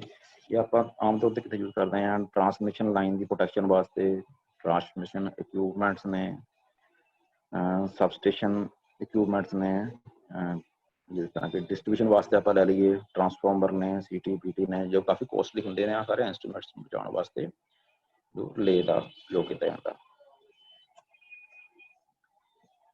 नैक्सट है साढ़े क्लासीफिकेशन ऑफ रिले। क्लासीफिकेशन जी बेसिकली असीं अलग अलग तरह की की हुई है अकॉर्डिंग टू असीं स्पेसिफाई होंदी है क्वांटी सेंस। क्वांटी मीनस राशि जो असीं इस पैरामीटर ਨੂੰ ਅਸੀਂ ਸੈਂਸ ਕਰਨਾ ਹੈਗਾ ਜਿਸ ਵਾਸਤੇ ਪ੍ਰੋਟੈਕਸ਼ਨ ਕਰਨੀ ਹੈਗੀ ਆ। ਉਸ ਬੇਸ ਤੇ ਸਾਡੇ ਕੋਲ ਕਿਹੜੇ ਆਉਂਦੇ ਨੇ ਕਰੰਟ ਆ, ਵੋਲਟੇਜ ਆ, ਐਕਟਿਵ ਪਾਵਰ ਆ ਜੋ ਸਾਡਾ ਐਕਟਿਵ ਪਾਵਰ ਹੁੰਦੀ ਹੈ ਕਿਲੋਵਾਟ 'ਚ ਐਕਟਿਵ ਪਾਵਰ ਹੈਗੀ ਹੈ ਜੋ ਸਾਨੂੰ ਉਹਨੂੰ ਅਸੀਂ ਅਪੈਰੈਂਟ ਪਾਵਰ ਵੀ ਕਹਿੰਦੇ ਆ, ਔਰ ਇੰਪੀਡੈਂਸ ਜੋ ਇੰਪੀਡੈਂਸ ਹੁੰਦੀ ਜੋ ਕਿ ਰੈਜ਼ਿਸਟੈਂਸ ਤੇ ਇੰਡਕਟੈਂਸ ਦਾ ਪਲੱਸ ਹੁੰਦਾ ਹੈਗਾ। ਸੋ ਇਹ ਕੁਆਂਟੀ ਨੂੰ ਸੈਂਸ ਕਰਨ ਵਾਸਤੇ ਅਸੀਂ ਇਹ ਕੁਆਂਟੀ ਸੈਂਸ ਬੇਸ ਤੇ ਅਸੀਂ ਕਰੰਟ, ਵੋਲਟੇਜ, ਐਕਟਿਵ ਪਾਵਰ ਤੇ ਇੰਪੀਡੈਂਸ ਇਸ ਕਲਾਸੀਫਿਕੇਸ਼ਨ ਇਸ ਤਰ੍ਹਾਂ ਦੀ ਕਲਾਸੀਫਿਕੇਸ਼ਨ ਕਰਦੇ ਹਾਂ, ਇਸ ਕੈਟਾਗਰੀ 'ਚ ਬਣਦੇ ਹਾਂ। ਫਿਰ ਨੈਕਸਟ ਸਾਡੇ ਕੋਲ ਟ੍ਰਿਪਿੰਗ। ਟ੍ਰਿਪਿੰਗ ਜਿਹੜੀ ਹੈਗੀ ਆ ਟ੍ਰਿਪਿੰਗ ਦੇ ਬੇਸ ਤੇ ਅਸੀਂ ਇਹਨੂੰ ਕਰਦੇ ਹਾਂ instantaneous trip, delayed trip, inverse time response and definite. Instantaneous trip ਹੁੰਦਾ ਕਿ ਜਦੋਂ ਸਰਕਟ 'ਚ ਕੋਈ ਫਾਲਟ ਪੈ ਗਿਆ ਉਸਨੇ ਐਟ ਏ ਟਾਈਮ ਉਸੇ ਟਾਈਮ ਹੀ ਟ੍ਰਿਪ ਕਰ ਜਾਣਾ ਹੈਗਾ, ਇਹਨੂੰ ਕਹਿੰਦੇ ਇੰਸਟੇਨੀਅਸ। ਡਿਲੇਡ ਟ੍ਰਿਪ ਹੈਗੀ ਆ delayed trip inverse time response. ਉਹਦੇ ਵਿੱਚ ਕੀ ਹੈਗਾ ਕਿ ਕੁਆਂਟੀ ਜੇ ਇਨਵਰਸਲੀ ਪ੍ਰੋਪੋਰਸ਼ਨਲ ਟੂ ਹੁੰਦਾ ਇਹਦਾ ਟ੍ਰਿਪਿੰਗ ਟਾਈਮ ਜੋ ਹੈਗਾ, ਜਿੰਨੀ ਕੁਆਂਟੀ ਦੀ ਮੈਗਨੀਚਿਊਡ ਹੋਏਗਾ, ਆਕਾਰ ਹੋਏਗਾ, ਜਿੰਨੀ ਜ਼ਿਆਦਾ ਕੁਆਂਟੀ ਦਾ ਆਕਾਰ ਹੋਏਗਾ ਉਹਦੇ ਹਿਸਾਬ ਨਾਲ ਹੀ ਇਸਨੇ ਜੇ ਜ਼ਿਆਦਾ ਆਕਾਰ ਆ ਇਸਨੇ ਘੱਟ ਟਾਈਮ ਵਿੱਚ ਟ੍ਰਿਪ ਕਰ ਜਾਣਾ। ਜੇ ਉਸ ਦਾ ਕਰੰਟ ਆ ਜਾਂ ਵੋਲਟੇਜ ਜੋ ਵੀ ਮੈਗਨੀਚਿਊਡ ਕਿਸੇ ਕੁਆਂਟੀ ਦਾ ਲੈ ਰਹੇ ਅਸੀਂ, ਜਿੰਨਾ ਜ਼ਿਆਦਾ ਘੱਟ ਟਾਈਮ ਲੱਗੇਗੀ ਉਨਾ ਜ਼ਿਆਦਾ ਟਾਈਮ ਲੱਗੇਗਾ ਟ੍ਰਿਪ ਹੋਣ ਨੂੰ, ਜਿੰਨਾ ਜ਼ਿਆਦਾ ਕੁਆਂਟੀ ਹੋਏਗੀ ਉਨਾ ਘੱਟ ਟਾਈਮ ਲੱਗੂ ਟ੍ਰਿਪ ਹੋਣ। ਸੋ ਉਹਦੇ ਇਨਵਰਸਲੀ ਪ੍ਰੋਪੋਰਸ਼ਨਲ ਚੱਲਦੀ ਹੈ। ਡੈਫੀਨਿਟ ਟਾਈਮ ਮੀਨਸ ਕਿ ਉਸ ਟਾਈਮ ਸੈੱਟ ਕੀਤਾ ਹੁੰਦਾ ਕਿ ਜੇ ਆਹ ਸਾਡੀ ਕੁਆਂਟੀ ਆ ਇੰਨਾ ਇਸ ਤੋਂ ਓਵਰ ਹੋ ਗਈ ਜਾਂ ਅੰਡਰ ਹੋ ਗਈ ਤਾਂ ਉਸ ਡੈਫੀਨਿਟ ਟਾਈਮ ਦੇ ਵਿੱਚ ਪਾਰਟੀਕੂਲਰ ਟਾਈਮ ਦੇ ਵਿੱਚ ਇਸਨੇ ਟ੍ਰਿਪ ਕਰਨਾ। ਓਪਰੇਟਿੰਗ ਪ੍ਰਿੰਸੀਪਲ ਦੇ ਬੇਸ ਤੇ ਸਾਡੇ ਕੋਲ ਜਿਹੜੀਆਂ ਰਿਲੇਜ਼ ਹੈਗੀਆਂ ਨੇ ਇਲੈਕਟ੍ਰੋਮੈਗਨੈਟਿਕ ਰਿਲੇਜ਼, ਇੰਡਕਸ਼ਨ ਰਿਲੇਜ਼, ਥਰਮਲ ਰਿਲੇਜ਼ ਔਰ ਸਟੈਟਿਕ ਔਰ ਡਿਜੀਟਲ ਰਿਲੇਜ਼। ਇਲੈਕਟ੍ਰੋਮੈਗਨੈਟਿਕ ਰਿਲੇਜ਼ ਵਿੱਚ ਕੋਇਲ ਹੁੰਦੀ ਹੈ, ਇੰਡਕਸ਼ਨ ਟਾਈਪ ਰਿਲੇਜ਼ ਹੁੰਦੀਆਂ ਨੇ, ਥਰਮਲ ਰਿਲੇਜ਼ ਵਿੱਚ ਬਾਇਓਮੈਟਲ ਲੱਗੀ ਹੁੰਦੀ ਹੈ, ਇੰਡਕਸ਼ਨ ਜੋ ਇੰਡਕਸ਼ਨ ਦੇ ਪ੍ਰਿੰਸੀਪਲ ਤੇ ਕੰਮ ਕਰਦੀ। ਸਟੈਟਿਕ ਔਰ ਡਿਜੀਟਲ ਰਿਲੇਜ਼ ਜਿਹੜੀਆਂ ਅੱਜ ਕੱਲ੍ਹ ਜ਼ਿਆਦਾ ਯੂਜ਼ ਹੁੰਦੀਆਂ ਨੇ ਡਿਜੀਟਲ ਰਿਲੇਜ਼ ਨੇ, ਇਹਨੂੰ ਆਪਾਂ ਸਟੈਟਿਕ ਰਿਲੇਜ਼ ਵੀ ਬੋਲਦੇ ਹਾਂ, ਇਹਨਾਂ ਦੀ ਐਕੂਰੇਸੀ ਕਾਫੀ ਹੁੰਦੀ ਹੈ। Next ਸਾਡੇ ਕੋਲ ਟਾਈਪਸ ਆਫ ਰਿਲੇਜ਼। ਟਾਈਪ ਆਫ ਰਿਲੇਜ਼ ਚ ਆਉਂਦਾ ਓਵਰ ਕਰੰਟ ਰਿਲੇਜ਼, ਓਵਰ ਵੋਲਟੇਜ ਰਿਲੇ, ਅੰਡਰ ਵੋਲਟੇਜ ਰਿਲੇ, ਡਿਫਰੈਂਸ਼ੀਅਲ ਰਿਲੇਜ਼, ਅਰਥ ਫੋਲਡ ਰਿਲੇ, डिस्टेंस ले, इंपीडेंस ले, एडमिटेंस ले और रिएक्टेंस ले। ओवर करंट ले ਦਾ ਕੀ ਕੰਮ ਹੈਗਾ, ਜਦੋਂ ਅਸੀਂ ਸਾਰੇ ਜਿਹੜੇ ਤੁਹਾਨੂੰ ਪਤਾ ਜਿਹੜੇ ਕੰਪੋਨੈਂਟ ਨੇ ਲਗਾ ਰਹੇ ਹੁੰਦੇ ਨੇ ਉਹਨਾਂ ਦੀ ਇੱਕ ਰੇਂਜ ਹੁੰਦੀ ਹੈ ਕਿ ਇਸ ਕਰੰਟ ਤੱਕ ਇਹ ਵਧੀਆ ਆਪਰੇਟ ਕਰਨਗੇ, ਜਿਸ ਤੋਂ ਵੱਧ ਜਾਏਗਾ ਤੇ ਸੜ ਵੀ ਸਕਦੇ ਆ ਜਾਂ ਖਰਾਬ ਹੋ ਸਕਦੇ ਆ। ਸੋ ਉਸ ਚੀਜ਼ ਨੂੰ ਓਵਰਕਮ ਉਸ ਚੀਜ਼ ਦੀ ਪ੍ਰੋਟੈਕਸ਼ਨ ਵਾਸਤੇ ਕਿ ਜਦੋਂ ਕਰੰਟ ਓਵਰ ਹੋਵੇ, ਓਵਰ ਕਰੰਟ ਕਿਹਨਾਂ ਓਵਰ ਵੋਲਟੇਜ ਕਿਹਨਾਂ ਕੰਡੀਸ਼ਨਸ ਹੁੰਦੀ ਹੈ, ਜਿਸ ਤਰ੍ਹਾਂ ਕਿ phase to neutral short circuit ਹੋ ਗਿਆ, ਹੋ ਸਕਦਾ ਕਿ ਇਹਦਾ ਇੰਸੂਲੇਸ਼ਨ ਫੇਲਰ ਹੋ ਸਕਦੀ ਹੈ ਜਾਂ ਕੰਪੋਨੈਂਟ ਫੇਲਰ ਜਾਂ ਹਿਊਮਨ ਐਰਰ ਕਰਕੇ ਹੋ ਸਕਦਾ। ਉਸ ਟਾਈਮ ਤੇ ਕਰੰਟ ਜਿਹੜਾ ਹਾਈ ਫਲੋ ਕਰਨ ਲੱਗ ਪੈਂਦਾ, ਜਾਂ phase to phase short in transmission line ਜਾਂ ਫੇਸ ਟੂ ਫੇਸ ਸ਼ਾਰਟ ਹੋ ਸਕਦਾ। ਆ ਦੋਨੇ ਫੇਸ ਆਪਸ ਵਿੱਚ ਟਕਰਾ ਗਏ, ਜਿਸ ਤਰ੍ਹਾਂ ਕਿ ਇਹਦੇ ਵਿੱਚ ਹੋ ਸਕਦੇ ਨੇ tree branches fall on the line, ਜਿਹੜੇ ਕੋਈ ਦਰਖਤ ਹੈਗਾ ਉਹਦੀ ਟਾਹਣੀ ਡਿੱਗੀ ਇਹਦੇ ਉੱਪਰ, ਜਾਂ ਸਨੇਕ ਕਲੋਸਿੰਗ ਕੋਈ ਸੱਪ ਕਰੋਸ ਕਰ ਰਿਹਾ ਹੈਗਾ ਤਾਂ ਉਹਦੀ ਆਪਸ ਵਿੱਚ ਟੱਚ ਹੋ ਜਾਂਦੀਆਂ ਤਾਰਾਂ, ਜਾਂ ਲੋਅਰ ਟਾਵਰ ਲਾਈਨਸ ਐਂਡ ਦਾ ਜਾਂ ਜਿਹੜੇ ਟਾਵਰ ਲਾਈਨਸ ਹੈਗੀ ਆ ਉਹ ਆਪਸ ਵਿੱਚ ਉਹਨਾਂ ਵਿੱਚ ਸਨੇਕ ਪਾਸ ਹੋ ਗਿਆ, ਜਾਂ ਵਰਡਸ ਫੋਲਿੰਗ ਹੋ ਗਈ ਉੱਤੇ ਕੋਈ ਪੰਛੀ ਗਿਰ ਗਿਆ। ਸਟਰੋਂਗ ਵਿੰਡਸ ਜਦੋਂ ਹਨੇਰੀ ਵਗੈਰਾ ਆਉਂਦੀ ਕਾਫੀ ਦੇਰ ਨਾਲ ਤਾਂ ਉਹਦੇ ਨਾਲ ਤਾਰਾਂ ਝੂਲਦੀਆਂ ਨੇ ਤੇ ਟਕਰਾ ਸਕਦੀਆਂ ਨੇ। ਨੈਚੁਰਲ ਕਲਾਈਮੇਟਸ ਹੋ ਸਕਦੀਆਂ ਨੇ ਜਿਹਦੇ ਵਿੱਚ ਕੁਦਰਤੀ ਆਫਤ ਆ ਸਕਦੀ, ਕੋਈ ਵੀ riots human made field faults ਹੋ ਸਕਦੇ ਨੇ, ਜਿਹਦੇ ਕੋਈ ਦੰਗੇ ਹੋ ਗਏ ਜਾਂ ਕਿਸੇ ਨੇ ਸ਼ਰਾਰਤ ਨਾਲ ਉਸਨੂੰ ਤਾਰਾਂ ਨੂੰ ਉਸ ਵਿੱਚ ਕੋਈ ਸ਼ਰਾਰਤ ਕੀਤੀ ਉਹਦੇ ਨਾਲ ਜੁੜ ਸਕਦੀਆਂ। ਇਹ ਸਾਰਾ ਕਰਕੇ ਜਿਹੜਾ ਹਾਈ ਕਰੰਟ ਫਲੋ ਕਰਦਾ। ਉਸ ਤੋਂ ਬਾਅਦ ਆਉਂਦਾ ਲਾਈਟਨਿੰਗ ਸਟੋਰਮ ਹੋ ਸਕਦੇ ਨੇ, ਜਦੋਂ ਬਿਜਲੀ ਪੈਂਦੀ ਹੈ ਇਹ ਤਾਂ ਇੱਕ ਨੈਚੁਰਲੀ ਡਿਜ਼ਾਸਟਰ ਹੈਗਾ, ਇਸ ਟਾਈਮ ਵੀ ਜਿਹੜਾ ਕਰੰਟ ਕਾਫੀ ਫਲੋ ਕਰਨ ਲੱਗ ਪੈਂਦਾ ਸਡਨ। ਇਹਦੇ ਵਿੱਚ ਕੀ ਹੁੰਦਾ ਕਿ ਇਹਨਾਂ ਸਾਰਿਆਂ ਕਰਕੇ ਜਿਹੜੇ ਓਵਰ ਕਰੰਟ ਹੋ ਸਕਦਾ ਤੇ ਉਸਨੂੰ ਪ੍ਰੋਟੈਕਟ ਕਰਨ ਵਾਸਤੇ ਲੱਗੀ ਜਾਂਦੀ ਓਵਰ ਕਰੰਟ ਰਿਲੇ। ਨੈਕਸਟ ਸਾਡੇ ਕੋਲ ਆ ਜਾਂਦਾ ਓਵਰ ਵੋਲਟੇਜ ਰੇ। ਉਹ ਜਿਹੜੀ ਓਵਰ ਵੋਲਟੇਜ ਰੇ ਕਿਸ ਟਾਈਮ ਤੇ ਸਾਡੇ ਕੋਲ ਜ਼ਿਆਦਾ ਹਾਈ ਵੋਲਟੇਜ ਆ ਜਾਂਦੀ ਹੈ, ਜਾਂ ਤਾਂ ਹੋਵੇ sudden removed of heavy load. ਇੱਕਦਮ ਅਸੀਂ ਲੋਡ ਚੱਲ ਰਿਹਾ ਸਾਡਾ, ਸਪੋਜ਼ ਅਸੀਂ ਇੱਕਦਮ ਉਸਨੂੰ ਬੰਦ ਕਰ ਸ਼ਟ ਕਰਤਾ ਨਾ, ਸ਼ਟ ਡਾਊਨ ਕਰਨ ਨਾਲ ਇੱਕਦਮ ਲੋਡ ਵੱਧ ਜਾਂਦਾ, ਠੀਕ ਹੈ। ਤੇ ਉਹਦੇ ਨਾਲ ਵੀ ਹੁੰਦਾ ਵੋਲਟੇਜ ਜਿਹੜੀ ਆ ਨੋਰਮਲ ਨਾਲੋਂ ਪ੍ਰੀ ਡਿਟਰਮਿਨਡ ਵੈਲਿਊ ਨਿਰਧਾਰਿਤ ਵੈਲਿਊ ਤੋਂ ਵੱਧ ਜਾਂਦੀ ਹੈ, ਤੇ ਉਸਨੂੰ ਪ੍ਰੋਟੈਕਟ ਵਾਸਤੇ ਜਿਹੜੀ ਅੰਡਰ ਵੋਲਟੇਜ ਰਿਲੇ ਲਗਾਈ ਜਾਂਦੀ ਹੈ, ਓਵਰ ਵੋਲਟੇਜ ਰਿਲੇ ਲਗਾਈ ਜਾਂਦੀ ਹੈ। ਅੰਡਰ ਵੋਲਟੇਜ ਰਿਲੇ ਹੈਗੀ ਆ ਲੋ ਵੋਲਟੇਜ ਕਦੋਂ ਹੋ ਸਕਦੀ ਆ, ਇਨਕਰੀਜ਼ਿੰਗ ਦਾ ਲੋਡ ਬਿਯੋਂਡ ਦਾ ਰੇਟਡ ਲੈਵਲ। ਜਦੋਂ ਅਸੀਂ ਕੋਈ ਲੋਡ ਜ਼ਿਆਦਾ ਪਾਤਾ ਨਾ, ਕੋਈ ਚੀਜ਼ ਇੰਸਟਰੂਮੈਂਟ ਚਲਾਏ ਜਾਂ ਕੋਈ ਤਰ੍ਹਾਂ ਦੀ ਲਾ ਲਈ ਅਪਲਾਂਸ ਚਲਾਏ ਨੇ ਅਸੀਂ, ਜਿੰਨਾ ਲੋਡ ਹੈਗਾ ਸਾਡੇ ਸੈਂਕਸ਼ਨ ਉਹਦੇ ਨਾਲ ਅਸੀਂ ਵੱਧ ਲੋਡ ਪਾਤਾ, ਤੇ ਉਹਨਾਂ ਕੀ ਹੋਊਗਾ, ਵੋਲਟੇਜ ਘੱਟ ਜਾਏਗੀ, ਉਹ ਕੰਡੀਸ਼ਨ 'ਚ ਅੰਡਰ ਵੋਲਟੇਜ ਹੋ ਜਾਏਗੀ, ਜਾਂ ਸਾਡੀ ਬਿਜਲੀ ਬੰਦ ਹੀ ਹੋ ਜਾਂਦੀ ਹੈ, ਸ਼ਟ ਡਾਊਨ ਹੋ ਜਾਂਦੀ ਹੈ। ਉਸ ਟਾਈਮ ਵੀ ਜਿਹੜੀ ਵੋਲਟੇਜ ਬਿਲਕੁਲ ਬੰਦ ਹੋ ਜਾਂਦੀ, ਉਸ ਟਾਈਮ ਜਿਹੜੀ ਅੰਡਰ ਵੋਲਟੇਜ ਰੇ ਆ ਉਹ ਵਰਕ ਕਰਦੀ ਹੈ। ਡਿਫਰੈਂਸ਼ੀਅਲ ਰੇ, ਡਿਫਰੈਂਸ਼ੀਅਲ ਰੇ ਜਿਹੜੀ ਹੈਗੀ ਆ ਇਹਦੇ ਵਿੱਚ ਇਹ ਉਦੋਂ ਕੰਮ ਕਰਦੀ ਜਿਸ ਤਰ੍ਹਾਂ ਸਪੋਜ਼ ਆਪਣੇ ਕੋਲ ਟਰਾਂਸਮਿਸ਼ਨ ਲਾਈਨ ਜਾ ਰਹੀਆਂ ਨੇ, ਜਾਂ ਅਸੀਂ ਕੋਈ 2 ਜਾਂ 3 ਲਾਈਨ ਜਾ ਰਹੀਆਂ ਨੇ, ਜੇ ਤਾਂ ਉਹਨਾਂ ਵਿੱਚ ਕੁਆਂਟਿਟੀ ਸੇਮ ਆ, ਚਾਹੇ ਕਰੰਟ ਦੀ ਹੋਈ ਚਾਹੇ ਵੋਲਟੇਜ ਦੀ ਆ, ਤੇ ਉਸਨੇ ਨੋਰਮਲੀ ਚਲੀ ਜਾਣਾ। ਜਦੋਂ ਵੀ ਇੱਕ ਦੀ ਫਲਕਚੁਏਟ ਕਰ ਗਈ ਜਾਂ ਘੱਟ ਵੱਧ ਗਈ ਕੁਆਂਟਿਟੀ, ਤਾਂ ਨਾਲ ਹੀ ਡਿਫਰੈਂਸ਼ੀਅਲ ਰੇ ਨੇ ਟ੍ਰਿਪ ਕਰ ਜਾਣਾ, ਤੇ ਅੱਗੇ ਸਰਕਟ ਬ੍ਰੇਕਰ ਜਿਹੜਾ ਉਸਦਾ ਨੂੰ ਕਮਾਂਡ ਕਰ ਦੇਣੀ ਆ, ਸਰਕਟ ਜਿਹੜਾ ਟ੍ਰਿਪ ਹੋ ਜਾਏਗਾ। ਨੈਕਸਟ ਸਾਡੇ ਕੋਲ ਆ ਜਾਂਦਾ ਡਿਸਟੈਂਸ ਰਿਲੇ। ਡਿਸਟੈਂਸ ਰਿਲੇ ਜਿਹੜੀ ਹੈਗੀ ਆ, ਇਹਨਾਂ ਦਾ ਫੰਕਸ਼ਨ ਕੀ ਹੁੰਦਾ ਹੈ, ਡਿਸਟੈਂਸ ਡਿਪੈਂਡ ਕਰਦੀਆਂ ਨੇ, ਲਾਈਨ ਦਾ ਫਾਲਟ ਕਿੱਥੇ ਪਿਆ ਇਹ ਡਿਪੈਂਡ ਕਰਦੀਆਂ ਕਿ ਪੁਆਇੰਟ ਆਫ ਫਾਲਟ ਕਿੱਥੇ ਆ, ਔਰ ਲੇ ਕਿੱਥੇ ਸਾਡੀ ਜਿੱਥੇ ਲੇ ਲੱਗੀ ਆ, ਔਰ ਜਿਸ ਜਗ੍ਹਾ ਤੇ ਫਾਲਟ ਪੈ ਰਿਹਾ ਉਹਨਾਂ ਡਿਸਟੈਂਸ ਡਿਪੈਂਡ ਕਰਦਾ। ਜਿੰਨੀ ਡਿਸਟੈਂਸ ਹੋਏਗੀ ਉਸ ਤੇ ਡਿਪੈਂਡ ਕਰਦੀ ਹੈ ਕਿ ਕਿੰਨੀ ਡਿਸਟੈਂਸ ਹੈਗੀ ਆ, ਉਸ ਹਿਸਾਬ ਨਾਲ ਜਿੰਨੀ ਡਿਸਟੈਂਸ ਸੈੱਟ ਕੀਤੀ ਹੈਗੀ ਆ ਉਹਦੀ ਇੰਪੀਡੈਂਸ ਦੇ ਹਿਸਾਬ ਨਾਲ, ਉਹਦੇ ਨਾਲ ਇਹ ਟ੍ਰਿਪ ਕਰਦੀ। ਅਰਥ ਫਾਲਟ ਰਿਲੇ ਹੈਗੀ ਆ, ਜਦੋਂ ਅਰਥਿੰਗ ਦਾ ਫਾਲਟ ਹੋ ਜਾਂਦਾ, ਕੋਈ ਚੀਜ਼ ਗਰਾਊਂਡ ਹੋ ਜਾਂਦੀ ਆ, ਤੇ ਅਰਥ ਫਾਲਟ ਰਿਲੇ ਉਹਦੇ ਵਾਸਤੇ ਹੈਗੀ ਆ। ਡਿਸਟੈਂਸ ਰਿਲੇ ਸਾਡੇ ਕੋਲ ਆ ਗਈ ਡਿਸਟੈਂਸ, ਸੋਰੀ ਡਿਫਰੈਂਸ਼ੀਅਲ ਉਹ ਡਿਸਟੈਂਸ ਰਿਲੇ। ਜਿਹੜੀ ਡਿਸਟੈਂਸ ਰਿਲੇ ਦਾ ਕੰਮ ਵੀ ਇਹੀ ਆ, ਡਿਸਟੈਂਸ ਪ੍ਰੋਡਿਊਸ ਹੁੰਦੀ ਹੈ। ਤੇ ਇੰਪੀਡੈਂਸ ਰਿਲੇ, ਇੰਪੀਡੈਂਸ ਰਿਲੇ ਇੰਪੀਡੈਂਸ ਕੀ ਹੁੰਦੀ ਹੈ, ਜਦੋਂ ਅਸੀਂ ਕਹਿੰਦੇ ਹਾਂ ਰੈਜ਼ਿਸਟੈਂਸ ਜਿਹੜੀ ਹੈਗੀ ਆ ਨਾ, ਰੈਜ਼ਿਸਟੈਂਸ ਔਰ ਇੰਡਕਟੈਂਸ ਨੂੰ ਕੰਬਾਈਨ ਕਰਕੇ ਬਣਦੀ ਆ ਇੰਪੀਡੈਂਸ ਰਿਲੇ। ਇਹ ਵੋਲਟੇਜ ਕੰਟਰੋਲ ਕਿਉਂ ਰਿਲੇ ਹੁੰਦੀ ਹੈ, ਇਹਨੂੰ ਓਮ ਰਿਲੇ ਵੀ ਕਹਿੰਦੇ ਆ। ਇਹ ਨੋਨ ਡਾਇਰੈਕਸ਼ਨਲ ਹੁੰਦੀ ਹੈ, ਇਹਦੀ ਵੈਲਿਊ ਜਿੱਦਾਂ ਅਸੀਂ Z ਨਾਲ ਡਿਨੋਟ ਕਰਦੇ ਹਾਂ ਇੰਪੀਡੈਂਸ ਨੂੰ, ਇਹ ਡਿਪੈਂਡ ਕਰਦੀ ਹੈ ਵੋਲਟੇਜ ਔਨ ਕਰੰਟ। ਸੋ ਜੇ ਕਰੰਟ ਵਧੇਗਾ ਤੇ ਇੰਪੀਡੈਂਸ ਘਟੇਗੀ, ਕਰੰਟ ਵਧੇਗਾ ਤੇ ਇੰਪੀਡੈਂਸ ਘਟ ਜਾਏਗੀ, ਠੀਕ ਹੈ। ਤੇ ਇਸ ਪ੍ਰਿੰਸੀਪਲ ਦੇ ਬੇਸ ਤੇ ਕੰਮ ਕਰਦੀ ਹੈ। ਐਡਮਿਟੈਂਸ ਜਿਹੜੀ ਹੁੰਦੀ ਹੈ, ਐਡਮਿਟੈਂਸ ਕੀ ਹੁੰਦਾ, ਇੰਪੀਡੈਂਸ ਦਾ ਰੈਸੀਪ੍ਰੋਕਲ, ਉਹਨੂੰ ਅਸੀਂ ਮਹੋਰ ਰਿਲੇ ਵੀ ਕਹਿੰਦੇ ਹਾਂ। ਮਹੋਰ ਰਿਲੇ ਜਿਹੜੀ ਹੈਗੀ ਆ ਵੀ ਇੱਕ ਡਿਸਟੈਂਸ ਰਿਲੇ ਹੈਗੀ ਆ, ਤੇ ਸ਼ੋਰਟ ਜਿਹੜੀਆਂ ਡਿਸਟੈਂਸ ਲਾਈਨਸ ਹੁੰਦੀਆਂ ਉਹਨਾਂ ਵਿੱਚ ਯੂਜ਼ ਹੁੰਦੀ ਹੈ। ਰਿਐਕਟੈਂਸ ਰਿਲੇ, ਰਿਐਕਟੈਂਸ ਇਹ ਕਾਫੀ ਹਾਈ ਸਪੀਡ ਓਵਰ ਕਰੰਟ ਰਿਲੇ ਆ, ਜਿਹਦੇ ਵਿੱਚ ਕਿ ਕਰੰਟ ਜਿਹੜਾ 90 ਡਿਗਰੀ ਲੈਗ ਕਰਦਾ ਹੈਗਾ, ਔਰ ਇਹ ਸ਼ੋਰਟ ਟਰਾਂਸਮਿਸ਼ਨ ਲਾਈਨ ਵਿੱਚ ਜਾਂ ਗਰਾਊਂਡ ਫਾਲਟ ਪੈ ਜਾਏ ਜਾਂ ਕੋਈ ਦਰਖਤ ਵਗੈਰਾ ਜਿਹੜਾ ਲਾਈਨ ਦੇ ਉੱਪਰ ਡਿੱਗ ਜਾਏ, ਤਾਂ ਉਸ ਟਾਈਮ ਤੇ ਇਹ ਟ੍ਰਿਪ ਕਰ ਦਿੰਦੀ ਹੈ। ਨੈਕਸਟ ਸਾਡੇ ਕੋਲ ਆਉਂਦਾ ਸਰਕਟ ਬ੍ਰੇਕਰ। ਸਰਕਟ ਬ੍ਰੇਕਰ ਦੇਖੋ ਸਾਡਾ ਮੇਨ ਪਾਰਟ ਵੀ, ਜਿਸ ਤਰ੍ਹਾਂ ਅਸੀਂ ਫਿਊਜ਼ ਵਗੈਰਾ ਲਗਾਉਂਦੇ ਹਾਂ, ਤੇ ਫਿਊਜ਼ ਵਗੈਰਾ ਕੀ ਹੁੰਦਾ, ਜਦੋਂ ਇੱਕ ਵਾਰੀ ਫਿਊਜ਼ ਬਲੋਰ ਹੋ ਜਾਂਦਾ ਤਾਂ ਇਸਨੂੰ ਚੇਂਜ ਕਰਨਾ ਪੈਂਦਾ ਹੈ ਨਾ। ਤੇ ਸਰਕਟ ਬ੍ਰੇਕਰ 'ਚ ਕੀ ਹੈਗਾ, ਅਸੀਂ ਜਿੱਦਾਂ ਐਗਜ਼ਾਮਪਲ ਲਈਏ MCB, ਅਸੀਂ ਇਹਨੂੰ ਔਨ ਵੀ ਕਰ ਸਕਦੇ ਹਾਂ, ਆਫ ਵੀ ਕਰ ਸਕਦੇ ਹਾਂ। ਨੋਰਮਲ ਕੰਡੀਸ਼ਨ ਦੇ ਵਿੱਚ ਲੋਡ ਦੇ ਵਿੱਚ ਔਨ ਲੋਡ ਤੇ ਜਦੋਂ ਕੋਈ ਫਾਲਟੀ ਕੰਡੀਸ਼ਨ ਹੋ ਜਾਏ, ਉਸ ਟਾਈਮ ਤੇ ਆਪਾਂ ਇਹ ਟ੍ਰਿਪ ਕਰ ਜਾਂਦਾ, ਤੇ ਆਪਾਂ ਇਸਨੂੰ ਚਲਾ ਕੇ ਦੁਬਾਰਾ ਰੀਸੈਟ ਵੀ ਕਰ ਸਕਦੇ ਹਾਂ। ਸਭ ਤੋਂ ਵੱਡਾ ਫਾਇਦਾ ਹੁੰਦਾ ਸਰਕਟ ਬ੍ਰੇਕਰ ਦਾ। ਸਰਕਟ ਬ੍ਰੇਕਰ ਦਾ ਇਲੈਕਟ੍ਰੀਕਲ ਡਿਵਾਈਸ ਇਕੁਇਪਮੈਂਟ ਵਿੱਚ ਮੇਕਸ ਔਰ ਬ੍ਰੇਕ ਪਰ ਇਲੈਕਟ੍ਰੀਕਲ ਸਰਕਟ, ਉਸੇ ਸਰਕਟ ਨੂੰ ਜਿਹੜਾ ਮੇਕ ਔਰ ਬ੍ਰੇਕ ਕਰਦਾ, ਠੀਕ ਹੈ, ਔਨ ਜਾਂ ਆਫ ਅਸੀਂ ਜਦੋਂ ਕਰਦੇ ਹਾਂ ਸਰਕਟ ਨੂੰ, ਉਹ ਸਰਕਟ ਬ੍ਰੇਕਰ ਨਾਲ ਕਰਦੇ ਹਾਂ। ਉਹ ਡਿਵਾਈਸ ਆ ਨੋਰਮਲੀ ਕੀ ਹੁੰਦਾ, 240 ਵੋਲਟ ਜਾਂ 240 ਵੋਲਟ ਦਾ phase system, low rated single pole switch can use the circuit to break or make. ਤੁਸੀਂ 240 ਵੋਲਟ ਸਾਡੀ ਸਪਲਾਈ ਹੈਗੀ, ਤਾਂ ਅਸੀਂ ਸਿੰਗਲ ਸਵਿਚ ਯੂਜ਼ ਕਰ ਸਕਦੇ ਹਾਂ ਉਸਨੂੰ ਬ੍ਰੇਕ ਜਾਂ ਮੇਕ ਕਰਨ ਵਾਸਤੇ। ਤੇ ਉਸ ਟਾਈਮ ਤੇ ਜਿਹੜੀ ਸਪਾਰਕਿੰਗ ਹੁੰਦੀ ਹੈ, the resulting spark at the contact are negligible, ਉਸ ਟਾਈਮ ਸਪਾਰਕਿੰਗ ਬੜੀ ਘੱਟ ਹੁੰਦੀ ਹੈ, ਤੇ ਉਸਨੂੰ ਅਸੀਂ ਆਸਾਨੀ ਨਾਲ ਉਨੀ ਸਪਾਰਕ ਨੂੰ ਵਿਦਸਟੈਂਡ ਕਰ ਸਕਦੇ ਹਾਂ, ਕੋਈ ਹਾਰਮਫੁਲ ਨਹੀਂ ਹੁੰਦੀ, ਇਹਨੂੰ ਚਲਾ ਸਕਦੇ ਹਾਂ, ਕਰੰਟ ਫਲੋ ਕਰ ਜਾਂਦਾ। ਪਰ ਜਿਹੜੇ ਲਾਰਜ ਸਰਕਟ ਨੇ ਜਿਹਨਾਂ ਵਿੱਚ ਕਰੰਟ ਜੋ ਹੰਡਰਡਸ ਆਫ ਐਂਪੀਅਰਸ ਹੁੰਦਾ, ਉਹਨਾਂ ਵਿੱਚ ਕੀ ਹੁੰਦਾ, ਸਪਾਰਕਿੰਗ ਜਿਹੜੀ ਆ ਹੈਵੀ ਲੋਡਸ ਦੇ ਵਿੱਚ ਸਪਾਰਕਿੰਗ ਹੋਣ ਦਾ ਚਾਂਸ ਜ਼ਿਆਦਾ ਹੁੰਦਾ। To overcome this problem, the sparks at the contacts are to be controlled and quenched. ਇਸਨੂੰ ਇਹ ਸਪਾਰਕ ਹੈਗਾ, ਇਸਨੂੰ ਕੁਐਂਚ ਕਰਨਾ ਜਾਂ ਕੰਟਰੋਲ ਕਰਨਾ ਬਹੁਤ ਜ਼ਰੂਰੀ ਹੈ, ਨਹੀਂ ਤਾਂ ਅੱਗ ਲੱਗ ਸਕਦੀ ਹੈ ਅੱਗੇ।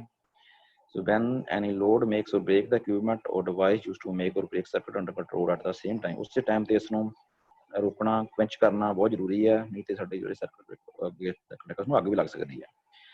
ਸੋ ਇਸ ਨੂੰ ਕੰਟਰੋਲ ਕਰਨ ਵਿੱਚ ਹੁੰਦਾ ਕੀ basically generation of arc circuit breaker ਜਿਹੜੀ arc ਦਾ ਕਾਰਨ ਕੀ ਹੁੰਦਾ when a short circuit current of usually 10 times greater than that of normal circuit flows through the circuit breakers under the fault condition fault condition ਕੀ ਹੁੰਦਾ ਜਿਹੜਾ current ਆ normal ਨਾਲੋਂ 10 ਗੁਣਾ ਜ਼ਿਆਦਾ flow ਕਰ ਰਿਹਾ ਹੁੰਦਾ during this if the circuit breaker opens its contacts then the contacts area reduce which increase the current intensity ਉਹਦੇ ਨਾਲ ਕੀ ਹੁੰਦਾ ਹੈ ਜਦੋਂ ਬ੍ਰੇਕ ਹੁੰਦਾ ਹੈਗਾ ਉਹਦੇ ਕੰਟੈਕਟ ਅਲੱਗ ਹੁੰਦੇ ਆ ਤੁਸੀਂ ਡਾਇਗਰਾਮ 'ਚ ਦੇਖ ਸਕਦੇ ਹੋ ਤੇ ਉਹਨਾਂ ਦਾ ਕਹਿੰਦਾ ਕੰਟੈਕਟ ਏਰੀਆ ਜਿਹੜਾ ਹੈਗਾ ਉਹ ਕੰਟੈਕਟ ਏਰੀਆ ਰਿਡਿਊਸ ਹੋ ਜਾਂਦਾ ਠੀਕ ਹੈ ਉਹਦੇ ਨਾਲ ਕੀ ਹੁੰਦਾ ਕਰੰਟ ਇੰਟੈਂਸਿਟੀ ਆ ਜੋ ਪਰ ਯੂਨਿਟ ਏਰੀਆ ਇਲੈਕਟ੍ਰੋਨ ਦਾ ਫਲੋ ਹੈਗਾ ਉਹ ਵੱਧ ਜਾਂਦਾ ਇਹਦੇ ਨਾਲ ਕੀ ਹੁੰਦਾ ਟੈਂਪਰੇਚਰ ਜਿਹੜਾ ਕੰਟੈਕਟ ਦੇ ਨੇੜੇ ਵੱਧ ਜਾਏਗਾ so temperature ionizes the medium oil or gas between the contact which forces the medium to act as a conductor to the electron to flow ਇਹ ਵੀ ਹੁੰਦਾ ਜੋ ਉਸ ਟਾਈਮ ਮੀਡੀਅਮ ਹੈਗਾ ਚਾਹੇ oil ਹੈ ਚਾਹੇ 에ਅਰ ਹੈ ਜਾਂ ਗੈਸ ਹੈਗਾ ਜੋ ਉਹ ਆਇਨਾਈਜ਼ ਹੋ ਜਾਂਦਾ ਆਇਨਾਈਜ਼ ਹੋਣ ਦੇ ਨਾਲ ਕੀ ਹੁੰਦਾ ਉਹਦੇ ਵਿੱਚ ਕਰੰਟ ਪਾਸ ਹੋਣ ਲੱਗ ਪੈਂਦਾ ਇਲੈਕਟ੍ਰੋਨ ਫਲੋ ਕਰਨ ਲੱਗ ਪੈਂਦੇ ਨੇ so this instant electron layer with the high temperature known as arc of the circuit breaker ਇਸ ਨੂੰ ਜਿਹੜੀ ਇਹ ਲੇਅਰ ਬਣ ਗਈ ਆ ਟੈਂਪਰੇਚਰ ਵਧਣ ਦੇ ਨਾਲ ਇਲੈਕਟ੍ਰੋਨ ਫਲੋ ਕਰਨ ਲੱਗ ਪਏ ਕਰੰਟ ਪਾਸ ਹੋਣ ਲੱਗ ਪਿਆ ਕੰਡਕਟਰ ਦਾ ਕੰਮ ਕਰਨ ਲੱਗ ਪਈ ਲੇਅਰ ਇਸ ਨੂੰ ਆਪਾਂ ਕਹਿ ਦਿੰਦੇ ਆ ਉਸਦੀ ਆਰਕ ਠੀਕ ਹੈ ਜੀ ਆਰਕ ਰੈਜ਼ਿਸਟੈਂਸ ਅਗਰ ਆਰਕ ਦੇ ਕਾਰਨ ਕੀ ਨੇ dielectric strength of the medium arc resistance increase with the increase in dielectric strength of the medium as it offer an opposite force to the electron flow ਜਿਹੜੀ ਡਾਰਕ ਆਰਕ ਕਰਦੀ ਹੈ ਆਰਕ ਦੀ ਜਦੋਂ ਰੈਜ਼ਿਸਟੈਂਸ ਇਨਕਰੀਜ਼ ਹੁੰਦੀ ਹੈ ਇਹ ਕਾਰਨ ਹੁੰਦੀ ਹੈ ਡਾਇਲੈਕਟ੍ਰਿਕ ਸਟਰੈਂਥ ਜਦੋਂ ਮੀਡੀਅਮ ਦੀ ਡਾਇਲੈਕਟ੍ਰਿਕ ਸਟਰੈਂਥ ਜੇ ਵਧਾ ਦਈਏ ਤਾਂ ਰੈਜ਼ਿਸਟੈਂਸ ਜਿਹੜੀ ਹੈ ਮੀਡੀਅਮ ਆਰਕ ਦੀ ਉਹ ਵੀ ਇਨਕਰੀਜ਼ ਹੋ ਜਾਂਦੀ ਹੈ ਉਹਦੇ ਨਾਲ ਕੀ ਹੁੰਦਾ ਜਿਹੜਾ ਫਲੋ ਆਫ ਇਲੈਕਟ੍ਰੋਨ ਆਰਕ ਵਿੱਚੋਂ ਉਹ ਘਟ ਜਾਂਦਾ degree of ionization with the decrease in number of particles to be ionized the resistance will increase ਜੇ ਅਸੀਂ ਇਲੈਕਟ੍ਰੋਨ ਜਿਹੜੇ ਨੇ ਆਇਓਨਾਈਜ਼ਡ ਹੋਏ ਨੇ ਵਿੱਚ ਉਹਦੇ ਪਾਰਟੀਕਲਸ ਜੇ ਆਪਾਂ ਉਹਨੂੰ ਡਿਕਰੀਜ਼ ਕਰ ਦਈਏ ਉਸਦੀ ਰੇਟ ਆਫ ਡਿਕਰੀਜ਼ ਕਰ ਦਈਏ ਤਾਂ ਜਿਹੜੀ ਰੈਜ਼ਿਸਟੈਂਸ ਆ ਉਹ ਇਨਕਰੀਜ਼ ਹੋ ਜਾਏਗੀ ਲੈਂਥ ਆਫ ਦਾ ਆਰਕ ਉਹ ਲੈਂਥ ਤੇ ਡਿਪੈਂਡ ਕਰਦੀ ਹੈ ਡਾਇਰੈਕਟਿਵ ਪੋਰਸ਼ਨ ਟੂ ਲੈਂਥ ਹੁੰਦੀ ਹੈ ਜਿਹੜੀ ਰੈਜ਼ਿਸਟੈਂਸ ਹੁੰਦੀ ਹੈ ਡਾਇਰੈਕਟਿਵ ਪੋਰਸ਼ਨ ਟੂ ਲੈਂਥ ਹੁੰਦੀ ਹੈ ਔਰ inversely proportion to diameter of conductor ਹੁੰਦੀ ਹੈ ਸੋ ਇਸ ਬੇਸ ਤੇ the arc resistance increase with the length of arc ਜੇ ਆਰਕ ਦੀ ਲੈਂਥ ਵਧਾ ਦਈਏ ਤਾਂ ਜਿਹੜੀ ਉਸਦੀ ਰੈਜ਼ਿਸਟੈਂਸ ਉਹ ਵੀ ਵੱਧ ਜਾਏਗੀ ਸੈਪਰੇਸ਼ਨ ਆਫ ਕੰਟੈਕਟਸ ਜੇ ਆਪਾਂ ਉਹਨੂੰ ਕੰਟੈਕਟ ਜਦੋਂ ਕਰਦੇ ਹਾਂ ਉਹਦੀ ਲੈਂਥ ਜਿਹੜੀ ਹੈ ਉਹ ਵਧਾ ਦਈਏ ਕੰਟੈਕਟ ਦੇ ਵਿੱਚ ਗੈਪ ਵਧਾ ਦਈਏ ਤਾਂ ਆਰਕ ਦੀ ਲੈਂਥ ਆਪੇ ਵੱਧ ਜਾਏਗੀ if the contact separation high then arc extension will be less ਉਹਦੇ ਨਾਲ ਕੀ ਹੁੰਦਾ ਆਰਕ ਨੂੰ ਜਿਹੜਾ ਰਿਮੂਵ ਕਰਨਾ ਹੈਗਾ ਬੜਾ if the contact separation high ਜੇ ਕੰਟੈਕਟ ਦੀ ਸੈਪਰੇਸ਼ਨ ਜ਼ਿਆਦਾ ਹੋ ਜਾਵੇ ਤਾਂ arc extension will be less ਜਿਹੜੀ ਆਰਕ ਦੀ ਐਕਸਟੈਂਸ਼ਨ ਆ ਆਰਕ ਨੂੰ ਅਲੋਪ ਹੋਣਾ ਉਹ ਘੱਟ ਹੁੰਦਾ ਹੈ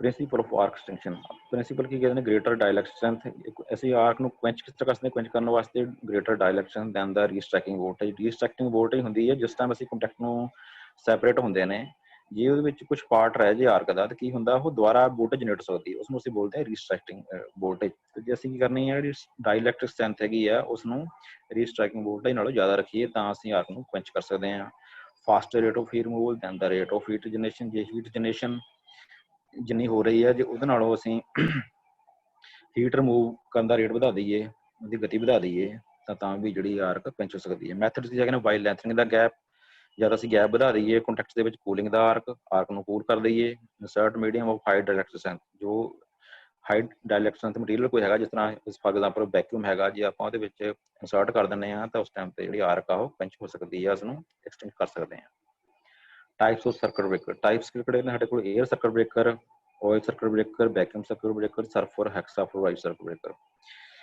ਜੋ 에ਅਰ ਸਰਕਟ ਬ੍ਰੇਕਰ ਹੈਗਾ ਉਹ ਚ ਪਲੇਨ 에ਅਰ ਸਰਕਟ ਬ੍ਰੇਕਰ ਆਉਂਦਾ 에ਅਰ ਬਲਾਸਟ ਸਰਕਟ ਬ੍ਰੇਕਰ ਦੋ ਤਰ੍ਹਾਂ ਦੇ ਹੁੰਦੇ ਨੇ 에ਅਰ ਬਲਾਸਟ ਸਰਕਟ ਅੱਗੇ ਤਿੰਨ ਤਰ੍ਹਾਂ ਦੇ ਹੁੰਦੇ ਨੇ ਸਾਡੇ ਕੋਲ ਐਕਸੀਅਲ ਬਲਾਸਟ ਕ੍ਰੋਸ ਬਲਾਸਟ ਔਰ radial blast oil circuit breaker ਜਿਹੜਾ ਹੈਗਾ low oil bulk oil circuit breaker ਦੋ ਤਰ੍ਹਾਂ ਦੇ ਨੇ plain oil break circuit breaker or control circuit vacuum circuit breaker ਅੱਗੇ ਔਰ ਸਲਫਰ ਹੈਕਸਾਫਲੋਰਾਈਡ ਜੋ ਗੈਸ ਵਾਲਾ ਸਰਕਟ ਬ੍ਰੇਕਰ ਹੈਗਾ ਪਾਰਟਸ ਆਫ ਸਰਕਟ ਬ੍ਰੇਕਰ ਇੱਕ 에ਅਰ ਸਰਕਟ ਦੇ ਪਾਰਟਸ ਦਿੱਤੇ ਹੋਏ ਨੇ ਨੰਬਰ ਤੁਸੀਂ ਦੇਖ ਸਕਦੇ ਹੋ ਧਿਆਨ ਨਾਲ ਡਾਇਗਰਾਮ 'ਚ ਵੈਸੇ ਨੰਬਰ ਵੀ ਮੈਂਸ਼ਨ ਕੀਤੇ ਹੋਏ ਨੇ ਫਸਟ ਹੈਗਾ ਆਫ ਪੁਸ਼ ਬਟਨ ਜਿਹੜਾ ਕੋਈ ਮੇਨਲੀ ਰੈੱਡ ਕਲਰ ਦਾ ਹੁੰਦਾ ਔਨ ਪੁਸ਼ ਬਟਨ ਜੋ ਕਿ ਗ੍ਰੀਨ ਕਲਰ ਦਾ ਹੁੰਦਾ ਮੇਨ ਕੰਟੈਕਟ ਪੋਜੀਸ਼ਨ ਇੰਡੀਕੇਟਰ ਹੈ ਜੋ ਕਿ ਸਾਨੂੰ ਦੱਸਦੇ ਨੇ ਕਿ ਦੀ ਕੰਟੈਕਟ ਦੀ ਪੋਜੀਸ਼ਨ ਕੀ ਹੈਗੀ ਹੈ ਮੇਨ ਕੰਟੈਕਟ ਦੀ એનર્ਜੀ ਸਟੋਰੇਜ ਮੈਕੈਨਿਜ਼ਮ ਹੈਗਾ ਸਟੇਟਸ ਇੰਡੀਕੇਟਰ ਹੈਗਾ ਜੋ ਕਿ ਇੰਡੀਕੇਟਰ ਦੱਸਦਾ ਕਿ ਸਾਡੇ ਕੋਲ એનર્ਜੀ ਲੈਵਲ ਕਿੰਨਾ ਹੈ ਕਿ ਜਿਹੜਾ ਸਰਕਟ ਬ੍ਰੇਕਰ ਆ ਔਨ ਕਰਨ ਦੇ ਕਾਬਲ ਹੈ ਕਿ ਨਹੀਂ ਹੈ ਰੀਸੈਟ ਬਟਨ ਹੈਗਾ ਉਸ 'ਚ ਰੀਸੈਟ ਕਰਨ ਵਾਸਤੇ ਐਲਈਡੀ ਇੰਡੀਕੇਟਰਸ ਜੋ ਕਿ ਸ਼ੋ ਕਰਦੇ ਨੇ ਵੀ ਤੁਹਾਡੀ ਕਿਹੜੇ ਕੰਟੈਕਟ ਕਿਹੜੇ ਪੋਜੀਸ਼ਨ ਤੇ ਔਨ ਆ ਆਫ ਆ ਕੀ ਹੈਗਾ ਕੰਟਰੋਲਰ ਹੈਗਾ ਕੰਟਰੋਲ ਕਰਨ ਵਾਸਤੇ ਕਨੈਕਸ਼ਨ ਇਹ ਜਿਹੜਾ ਕਿਹੜੇ ਮੋਡ 'ਚ ਕੰਮ ਕਰ ਰਿਹਾ ਉਹਦੇ ਵਾਸਤੇ ਹੈਗਾ। ਕਨੈਕਸ਼ਨ ਆ, ਟੈਸਟ ਆ ਜਾਂ ਆਈਸੋਲੇਟਰ ਮੋਡ ਤੇ ਹੈਗਾ। ਪੋਜੀਸ਼ਨ ਦੱਸਦਾ ਹੈਗਾ, ਲੋਕਿੰਗ ਮੈਕਨੀਜ਼ਮ ਹੈਗਾ ਜਾਂ ਲੈਚਿੰਗ ਲੋਕ ਕੀਤਾ ਹੋਇਆ ਜਾਂ ਇਹਨੂੰ ਲੈਚਿੰਗ ਪੋਜੀਸ਼ਨ 'ਚ ਹੈਗਾ।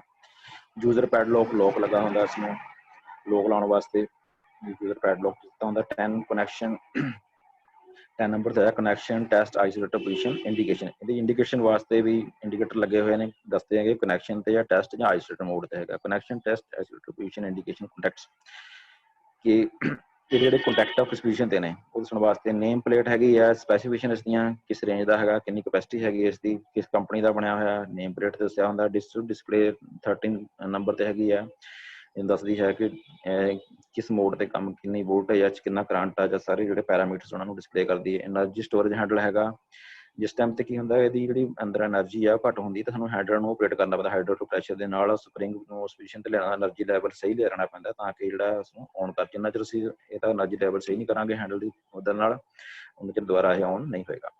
ਡਰਾ ਆਊਟ ਇਨ ਹੋਲਸ ਨੇ ਇਹਦੇ ਵਿੱਚ ਡਰਾ ਆਊਟ ਕਰਨ ਵਾਸਤੇ, ਫਿੱਟ ਕਰਨ ਵਾਸਤੇ ਰੋਕਰ ਰਿਪੋਜ਼ਿਟਰੀ ਸਵਿਚ ਲੱਗਾ ਹੁੰਦਾ। ਜੇ ਇਸਨੂੰ ਕਲੋਕਵਾਈਜ਼ ਘੁਮਾਈਏ ਤਾਂ ਇਹਦਾ ਪੈਨਲ 'ਚੋਂ ਸਰਕਟ ਬ੍ਰੇਕਰ ਬਾਹਰ ਆ ਜਾਂਦਾ। ਜੇ ਅਸੀਂ ਉਹਨੂੰ ਕਲੋਕਵਾਈਜ਼ ਘੁਮਾਈਏ ਦੈਨ ਇਹ ਦੁਬਾਰਾ ਇਨਸਰਟ ਹੋ ਜਾਂਦਾ ਇਹਦੇ ਵਿੱਚ। ਟ੍ਰਿਪ ਰੀਸੈਟ ਬਟਨ ਹੈਗਾ, ਜੇ ਟ੍ਰਿਪ ਹੋ ਜਾਏ ਤਾਂ ਉਸ ਤੋਂ ਬਾਅਦ ਰੀਸੈਟ ਕਰਨ ਵਾਸਤੇ। ਉਸ ਤੋਂ ਬਾਅਦ ਆਉਂਦੇ ਇੰਟਰਨਲ ਪਾਰਟ ਕਿਹੜੇ ਨੇ ਸਾਡੇ ਕੋਲ। ਇੱਕ ਸਰਕਟ ਬ੍ਰੇਕਰ ਐਮਸੀ ਦੀ ਐਗਜ਼ਾਮਪਲ ਲੈ ਲਈਏ ਤਾਂ ਕੀ ਨੇ, current transformer, protection trip unit ਲੱਗਾ ਹੋਇਆ, ਪੋਲ ਗਰੁੱਪ ਇੰਸੂਲੇਟਿੰਗ ਬਾਕਸ ਆ, ਸ਼ੀਟ ਮੈਟਲ ਸਪੋਰਟਿੰਗ ਸਟਰਕਚਰ ਆ, horizontal rear terminals are plate for fixed main contacts are plates for fixed arcing contacts are plates for main moving contacts are plates for moving arcing contact arcing chamber लगा होया च terminal box आ fixed version sliding contacts आ withdrawal version हैगा protection trip unit लगा होया च circuit breaker closing and opening control हैगा closing spring लगे हुए ने spring loading arrangement आ manual releasing lever लगा होया जिसमें manually operate कर सकते हैं इस तो। Types of circuit air circuit breaker type दो तरह के होंगे ने, प्लेन एयर सर्किट ब्रेकर और एयर ब्लास्ट सर्किट ब्रेकर। एक कंपोनेंट मेन लगा ਹੁੰਦਾ ਆਰਕ ਚੂਟ ਜਿਹੜਾ ਐਮਸੀ ਵਿੱਚ ਵੀ ਲੱਗਾ ਹੁੰਦਾ। ਇਹਦੇ ਮਤਲਬ ਫੰਕਸ਼ਨ ਸਮਝ ਲਓ ਇਹ ਕਿਉਂਕਿ ਇਸ ਨੇ ਹੀ ਆਰਕ ਨੂੰ ਜਿਹੜਾ ਐਕਸਪ੍ਰੈਸ ਕਰਨਾ ਹੈਗਾ। ਸੋ ਪ੍ਰਾਇਮਰੀ ਫੰਕਸ਼ਨ ਕੀ ਆਰਕ ਚੂਟ ਦੇ ਨੇ, ਆਰਕ ਮੋਸ਼ਨ, ਇਹ ਆਰਕ ਦਾ ਮੋਸ਼ਨ ਆਰਕ ਨੂੰ ਮੋਸ਼ਨ ਚ ਲਿਆਂਦਾ ਹੈਗਾ, ਇਲੋਂਗੇਸ਼ਨ ਨੂੰ ਲੰਬਾ ਕਰਦਾ, ਕੂਲਿੰਗ ਕਰਦਾ, ਕਨਵੈਕਸ਼ਨ ਕਰਕੇ ਸੋਖ ਕੇ ਇਸ ਦੀ ਜਿਹੜੀ ਹੀਟ ਹੁੰਦੀ ਆ। ਸਕਵੀਜ਼ਿੰਗ ਦਾ ਆਰਕ ਬਿਟਵੀਨ ਇੰਸੂਲੇਟਿੰਗ ਸਾਈਡ ਵਾਲ, ਜਿਹੜੀਆਂ ਸਾਈਡ ਵਾਲਸ ਹੁੰਦੀਆਂ ਉਹਨਾਂ ਵਿੱਚ ਜਿਹੜੀ ਆਰਕ ਹੈਗਾ ਉਸਨੂੰ ਇੰਸੂਲੇਟ ਕਰਦਾ। ਕੂਲਿੰਗ ਦਾ ਆਰਕ ਬਾਈ ਪਾਸਿੰਗ ਵਾਲ ਮਟੀਰੀਅਲ ਦੇ ਵਿੱਚ ਇਸਨੂੰ ਅਬਜ਼ੋਰਬ ਕਰਕੇ ਆਰਕ ਨੂੰ ਕੂਲ ਕਰਦਾ ਹੈਗਾ। Spreading up the arc into number of shorter arcs in series by the metal plates arc segments ਕੀ ਕਰਦਾ, ਆਰਕ ਨੂੰ ਛੋਟੇ ਛੋਟੇ ਪਾਰਟਸ ਦੇ ਵਿੱਚ ਸਪਲਿਟ ਕਰ ਦਿੰਦਾ, ਜਿਹਦੇ ਨਾਲ ਕਿ ਆਰਕ ਨੂੰ ਬੁਝਾਉਣਾ ਸੌਖਾ ਹੋ ਜਾਂਦਾ। ਸੀਰੀਜ਼ 'ਚ ਦੇਖੋ ਤੁਸੀਂ ਪਲੇਟਸ ਲੱਗੀਆਂ ਹੋਈਆਂ ਨੇ। Increasing the arc length by using isolated plates barriers, isolated plate barriers ਲੱਗੇ ਨੇ ਜੋ ਕਿ ਇਹਦੀ ਆਰਕ ਦੀ ਲੈਂਥ ਨੂੰ ਵਧਾਉਣ ਵਿੱਚ ਸਹਾਈ ਹੁੰਦੇ ਨੇ। List 2 of the above functions, ਇਹਨਾਂ ਵਿੱਚ ਦੋ ਤੋਂ ਇਲਾਵਾ ਹੋਰ ਕਿਹੜੇ ਫੰਕਸ਼ਨ ਨੇ ਇਹ 'ਚ। There are the 2 basic types of arc chutes each type character primarily by the material of arc plate. Material depend ਕਰਦਾ ਕਿਸ ਮਟੀਰੀਅਲ ਦੀ ਬਣੀ ਹੋਈ ਹੈ ਆਰਕ ਚੂਟਸ ਤੇ ਉਹਦੇ ਫੰਕਸ਼ਨ ਦੇ ਬੇਸ ਤੇ ਕਿਹੜੇ ਸਾਡੇ ਕੋਲ ਬਣੇ ਹੋਏ arc chute with metal plates, arc chutes with insulating plates. Metal plates ਦੀ ਬਣੀ ਹੁੰਦੀ ਹੈ ਤੇ ਇੰਸੂਲੇਟਿੰਗ ਪਲੇਟਸ ਦੀ ਬਣੀ ਹੁੰਦੀ ਹੈ।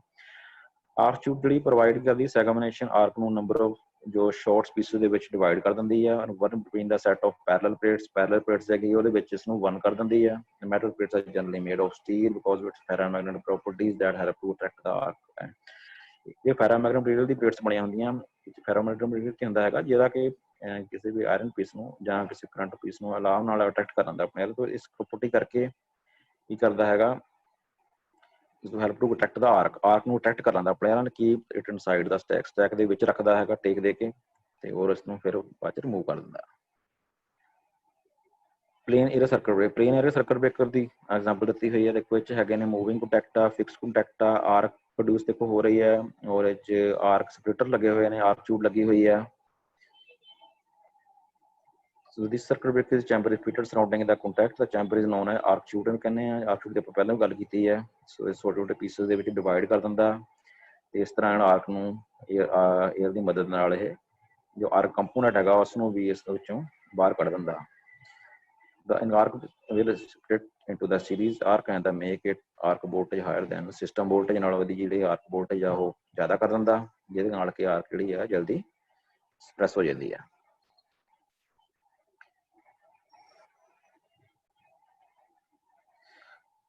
ਸਰਕਟ ਬ੍ਰੇਕਰ ਜਿਹੜਾ ਹੈਗਾ ਉਹਦਾ ਕੰਮ ਕਰਨ ਦਾ ਸਿਧਾਂਤ ਕੀ ਹੈ? When the circuit breaker opens the circuit breaker either the normal conditions or in the fault condition the sum of is produced between the main contact the some current flow through the load and called transition current through the arc। ਜਦੋਂ circuit ਨੂੰ ਅਸੀਂ circuit trip ਕਰਦਾ normal condition 'ਚ make break ਕਰਦੇ ਹਾਂ ਜਾਂ ਅਬਨੋਰਮਲ condition 'ਚ faulty condition ਦੇ ਵਿੱਚ ਟ੍ਰਿਪ ਕਰਦਾ ਤਾਂ ਉਹਦੇ 'ਚ ਆਰਕ ਪ੍ਰੋਡਿਊਸ ਹੋ ਜਾਂਦੀ ਹੈ। ਜਿਹੜੀ ਮੇਨ ਕੰਟੈਕਟ ਔਰ ਜਿਹੜੇ ਫਿਕਸ ਕੰਟੈਕਟ ਹੈ ਜਾਂ ਮੂਵਿੰਗ ਕੰਟੈਕਟ ਉਹਨਾਂ ਵਿੱਚ ਜਿਹੜੀ ਪ੍ਰੋਡਿਊਸ ਹੁੰਦੀ ਹੈ ਤੇ ਕੁਛ ਜਿਹੜੇ ਕਰੰਟ ਆ ਉਹ ਲੋਡ ਨੂੰ ਫਲੋਡ ਹੋ ਜਾਂਦਾ ਤੇ ਕੁਛ ਜਿਹੜਾ ਹੈਗਾ ਆਰਕ ਨੂੰ ਚਲਾ ਜਾਂਦਾ। ਇਹਨੂੰ ਅਸੀਂ ਕਹਿ ਦਿੰਦੇ ਹਾਂ transition current. Arc and the current should be suppressed. ਇਹ ਜਿਹੜੀ ਆਰਕ ਆ ਜਾਂ ਕਰੰਟ ਹੈਗਾ ਇਹ ਟ੍ਰਾਂਜੀਸ਼ਨ ਕਰੰਟ ਹੈਗਾ, ਇਸ ਨੂੰ ਸਪਰੈਸ ਕਰਨਾ ਜ਼ਰੂਰੀ ਹੈ, ਲਿਮਿਟ ਕਰਨਾ ਜ਼ਰੂਰੀ ਹੈ during the fault condition, otherwise the severity of the faults level will be more the damage the circuit which leads to the electric fire ਹੋ ਸਕਦੀ ਹੈ। ਇਹਦੇ ਨਾਲ ਇਸ ਨੂੰ ਸਪਰੈਸ ਕਰਨਾ ਜ਼ਰੂਰੀ ਹੈ। During the period of arc some voltage appear across the main contacts called transition. ਜਿਹੜੀ ਵੋਲਟੇਜ ਆਰਕ ਦੇ ਵਿੱਚ ਪ੍ਰੋਡਿਊਸ ਹੁੰਦੀ ਹੈ ਉਸ ਟਾਈਮ ਤੇ ਉਸ ਨੂੰ ਅਸੀਂ ਕਹਿ ਦਿੰਦੇ ਹਾਂ arc voltage. To match the arc the transition voltage should be reduced arc voltage ਵੀ ਇਨਕਰੀਜ਼ਡ।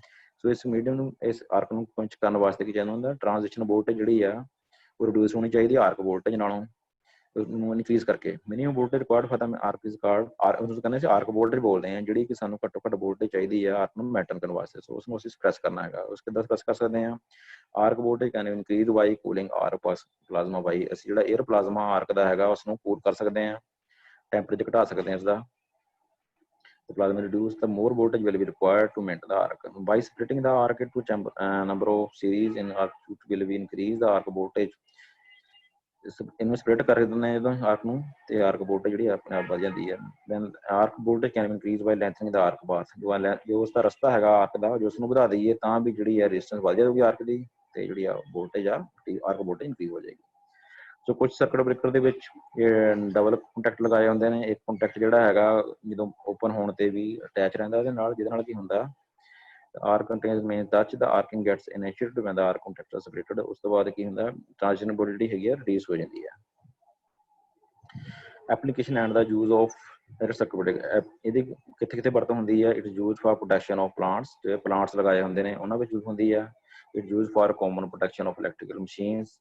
ਜੋ ਮਸ਼ੀਨ ਦੀ ਪ੍ਰੋਟੈਕਸ਼ਨ ਵਾਸਤੇ ਯੂਜ਼ ਕਰਦੇ ਹਾਂ। Circuit breaker air circuit breaker use in electricity sharing system up to 15 kV ਤੱਕ ਅਸੀਂ ਇਸ ਨੂੰ ਯੂਜ਼ ਕਰਦੇ ਹਾਂ। Also used in low as well as high voltage and current application। जो high voltage और current application high current application ने उत्थे यूज करते हैं। It use for protection of transformer capacitor and generator ने ट्रांसफार्मर ने सारे की प्रोटेक्शन वास्ते यूज करते हैं। ਨੈਕਸਟ ਸਾਡੇ ਕੋਲ ਆਉਂਦਾ 에ਅਰ ਬਲਾਸਟ ਸਰਕਟ। ਜਿਸ ਤਰ੍ਹਾਂ 에ਅਰ ਵਿੱਚ ਇਕੱਲੀ 에ਅਰ ਸੀ ਉਹਨੂੰ ਕੋਈ ਅਸੀਂ ਪ੍ਰੈਸ਼ਰ ਨਹੀਂ ਪਾਉਂਦੇ ਸੀਗੇ, ਪਰ ਜਿਹੜਾ 에ਅਰ ਬਲਾਸਟ ਸਰਕਟ ਬ੍ਰੇਕਰ ਆ ਉਹ 'ਚ ਹਾਈ ਪ੍ਰੈਸ਼ਰ ਜਿਹੜੀ 에ਅਰ ਹੈਗੀ ਹੈ ਗੈਸ ਪ੍ਰੈਸ਼ਰ ਗੈਸ ਹੈਗੀ ਹੈ 에ਅਰ ਐਜ਼ ਏ ਗੈਸ ਜਿਹੜੀ ਹੈਗੀ ਆ ਉਸਨੂੰ ਅਸੀਂ ਯੂਜ਼ ਕਰਦੇ ਹਾਂ। ਇਹਦਾ air blast circuit breaker compressed air is stored in a tank and release through the nozzle to produce very high velocity jet. This is used to extension the arc. High ਕੰਪਰੈਸਿਟੀ ਜਿਹੜਾ high compressed air ਜਿਹੜੀ ਹੈਗੀ ਉਹ jet ਦੇ through high velocity jet ਦੇ through ਜੀ ਅਸੀਂ ਆਰਕ ਨੂੰ ਦਿੰਦੇ ਹਾਂ, ਪ੍ਰੈਸ਼ਰ ਪਾਉਂਦੇ ਹਾਂ, ਉਹਦੇ ਨਾਲ ਆਰਕ ਜਿਹੜੀ ਐਕਸਟੈਂਸ਼ਨ ਹੋ ਜਾਂਦੀ ਹੈ। Air blast circuit breaker use for indoor service medium high voltage. ਇਹ ਇੰਡੋਰ ਜਿਹੜੇ ਸਰਵਿਸ ਨੇ ਇੰਡੋਰ ਸਬਸਟੇਸ਼ਨ ਨੇ ਉਹਨਾਂ 'ਚ ਯੂਜ਼ ਹੁੰਦੇ ਨੇ ਜ਼ਿਆਦਾਤਰ, ਜਾਂ ਮੀਡੀਅਮ ਹਾਈ ਵੋਲਟੇਜ ਨੇ ਉਹਨਾਂ 'ਚ ਯੂਜ਼ ਹੁੰਦੇ ਨੇ। Medium capacity generally up to voltage 15 kV ਜਿਹੜੇ 15 kV ਤੱਕ ਦੇ ਸਟੇਸ਼ਨ ਨੇ ਉੱਥੇ ਆਪਾਂ ਜ਼ਿਆਦਾ ਯੂਜ਼ ਕਰਦੇ ਨੇ ਜਿੱਥੇ ਇੰਨੀ ਵੋਲਟੇਜ ਹੁੰਦੀ ਆ। ਰੈਪਚਰਿੰਗ ਕਪੈਸਿਟੀ ਆਫ ਦਾ ਜਾਂ ਰੈਪਚਰਿੰਗ ਕਪੈਸਿਟੀ ਜਿਹਨਾਂ ਦੀ ਹੈਗੀ ਆ 1500 megavolt ampere. Air blast circuit is known plied high voltage circuit outdoor switchyards. ਇਹ ਹੁਣ ਆਊਟ ਸਵਿਚ ਜਿਹੜੇ ਆਊਟਡੋਰ ਸਵਿਚ ਜਾਰਡਸ ਨੇ ਸਾਡੇ ਕੋਲ ਉਹਨਾਂ ਵਿੱਚ ਯੂਜ਼ ਹੁੰਦੀ ਹੈ, ਜਿਹੜੇ ਕਿ 200 kV ਲਾਈਨ ਤੱਕ ਦੇ ਹੁੰਦੇ ਨੇ ਉਹਨਾਂ ਵਿੱਚ ਅੱਜ ਕੱਲ੍ਹ ਯੂਜ਼ ਹੋ ਰਹੇ ਨੇ। The gases such as carbon dioxide, nitrogen, fuel, hydrogen are used as the arc interrupting medium. The compressed air is the accepted circuit breaker medium or gas blast circuit breaker. The reason are given below। देखो ਅਸੀਂ ਚਾਹੇ ਗੈਸਾਂ ਹੋਰ ਵੀ use ਕਰ ਸਕਦੇ ਹਾਂ ਇਹਦੀ ਜਗ੍ਹਾ, ਕਾਰਬਨ ਡਾਈਆਕਸਾਈਡ ਆ, ਨਾਈਟ੍ਰੋਜਨ ਆ, ਫਿਊਨ ਆ, ਹਾਈਡਰੋਜਨ ਆ, ਪਰ ਅਸੀਂ ਫਿਰ ਵੀ 에ਅਰ ਯੂਜ਼ ਕਰਦੇ ਹਾਂ। ਉਹਦਾ ਰੀਜ਼ਨ ਹੈਗਾ 에ਅਰ ਬਲਾਸਟ ਵਾਸਤੇ ਯੂਜ਼ ਕਰਦੇ ਹਾਂ ਅਸੀਂ। Circuit breaker capacity nitrogen are similar to compressed air. So circuit breaker ਜਿਹੜੀ ਕਪੈਸਿਟੀ ਨਾਈਟ੍ਰੋਜਨ ਦੀ ਆ ਉਹ 에ਅਰ ਦੇ ਬਰਾਬਰ ਹੀ ਹੈ। ਸੋ ਸਾਨੂੰ ਨਾਈਟ੍ਰੋਜਨ ਯੂਜ਼ ਕਰਨ ਦੀ ਲੋੜ ਨਹੀਂ ਪੈਂਦੀ। ਨੋ ਐਡਵਾਂਟੇਜ ਆਫ ਯੂਜ਼ਿੰਗ ਇਟ। ਸੋ ਇਸ ਕਰਕੇ ਇਹਨੂੰ ਐਡਵਾਂਟੇਜ ਨਹੀਂ, 에ਅਰ ਹੀ ਸਭ ਤੋਂ ਵਧੀਆ ਫਿਰ ਫ੍ਰੀ ਦੀ ਆ ਰਹੀ ਆ। Carbon dioxide has the drawback of its being difficult to control owing to freeze at the valve ਕੀ। ਕਾਰਬਨ ਡਾਈਆਕਸਾਈਡ ਗੈਸ ਆ ਉਹ ਅਸੀਂ ਤਾਂ ਯੂਜ਼ ਕਰਦੇ ਹਾਂ ਕਿਉਂਕਿ ਉਹ ਫਰੀਜ਼ ਹੋਣ ਦਾ ਚਾਂਸ ਹੁੰਦਾ ਜ਼ਿਆਦਾ, ਕਿ ਬਾਲਬ ਵਗੈਰਾ ਉਹਨਾਂ ਫਰੀਜ਼ ਹੋ ਸਕਦੇ ਤੇ ਸਾਨੂੰ ਆਪਰੇਟ ਕਰਨ ਤੇ ਦਿੱਕਤ ਆ ਸਕਦੀ ਹੈ। ਅਦਰ ਰਿਸਟ੍ਰਿਕਟਡ ਪਾਸੇਜਸ ਤੇ ਇਸ ਹੋਰ ਜਗ੍ਹਾ ਪਾਸ ਹੋਣ ਤੋਂ ਵੀ ਰਿਸਟ੍ਰਿਕਟ ਕਰਦੀ ਹੈ। ਫਿਊਰਨ ਗੈਸ ਹੈਗੀ ਹੈ ਇਹਦੀ ਡਾਇਲੈਕਟ੍ਰੇਸ਼ਨ ਤਾਂ ਹਾਈ ਆ, ਗੁੱਡ ਆਰਕ ਐਕਸਟੈਂਸ਼ਨ ਪ੍ਰੋਪਰਟੀ, ਆਰਕ ਐਕਸਟੈਂਸ਼ਨ ਪ੍ਰੋਪਰਟੀ ਗੁੱਡ ਨੇ, ਪਰ ਇਹ ਕਾਫੀ ਐਕਸਪੈਂਸਿਵ ਹੈ, ਇਸ ਕਰਕੇ ਆਪਾਂ ਇਸ ਨੂੰ ਵੀ ਯੂਜ਼ ਨਹੀਂ ਕਰਦੇ। It is distance by the arc into acid forming elements. So ਇਸ ਨੂੰ ਅਸੀਂ ਡਿਸਇੰਟੀਗ੍ਰੇਟ ਕਰ ਸਕਦੇ ਹਾਂ ਜੇ ਐਸਿਡ ਫਾਰਮ ਦੇ ਐਲੀਮੈਂਟ ਦੇ ਵਿੱਚ ਕਨਵਰਟ ਕਰ ਦਿੰਦੀ ਆਰਕ ਨੂੰ। The desirable features to be found in air blast circuit breakers are ਕਿਹੜੇ ਨੇ?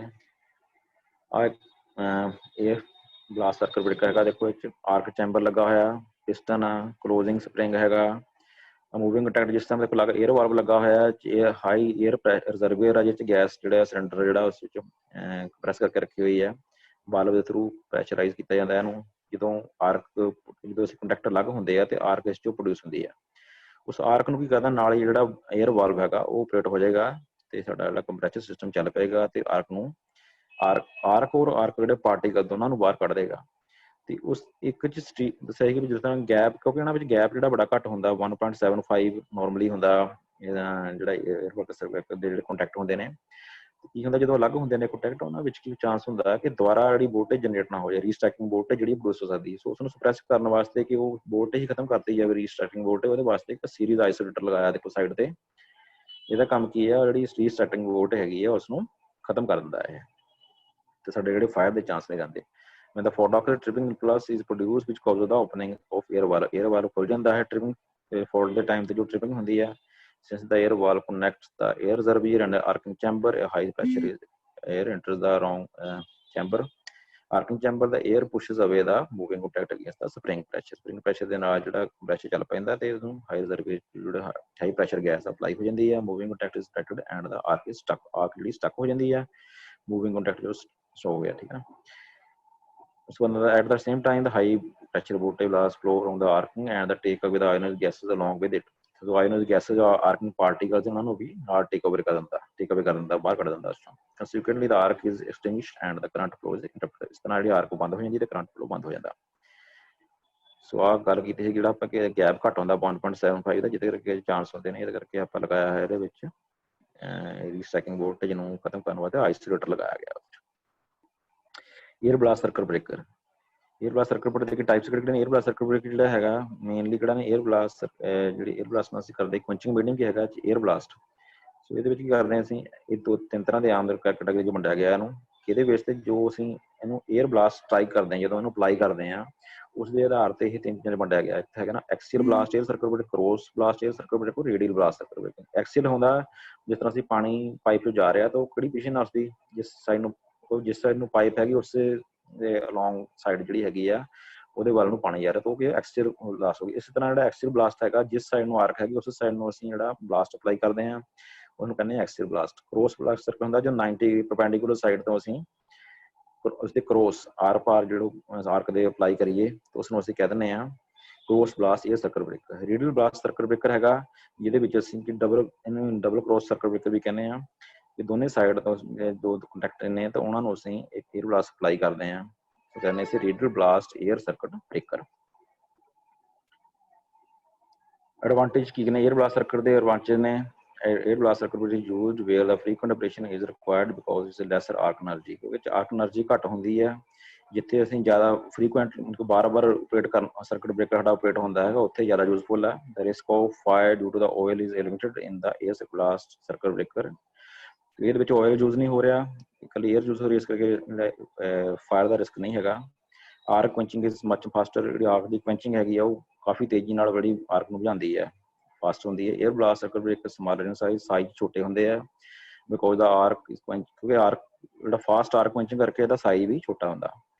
ਦ duration of the arc is same for all the values of current, ਕੋਈ ਵੀ ਕਰੰਟ ਦੀ ਵੈਲਿਊ ਹੋ ਜੇ ਪਰ ਆਰਕ ਦੀ ਜਿਹੜੇ ਬੁਝਾਉਣ ਦਾ ਡਿਊਰੇਸ਼ਨ ਜਿਹੜੀ ਹੈਗੀ ਹੈ ਜਾਂ ਉਹ ਸੇਮ ਰਹਿੰਦੀ ਹੈ। Operating speed of circuit breaker is much higher, ਇਹਦੀ ਜਿਹੜੀ ਆਪਰੇਟਿੰਗ ਸਪੀਡ ਕਾਫੀ ਹਾਈ ਆ।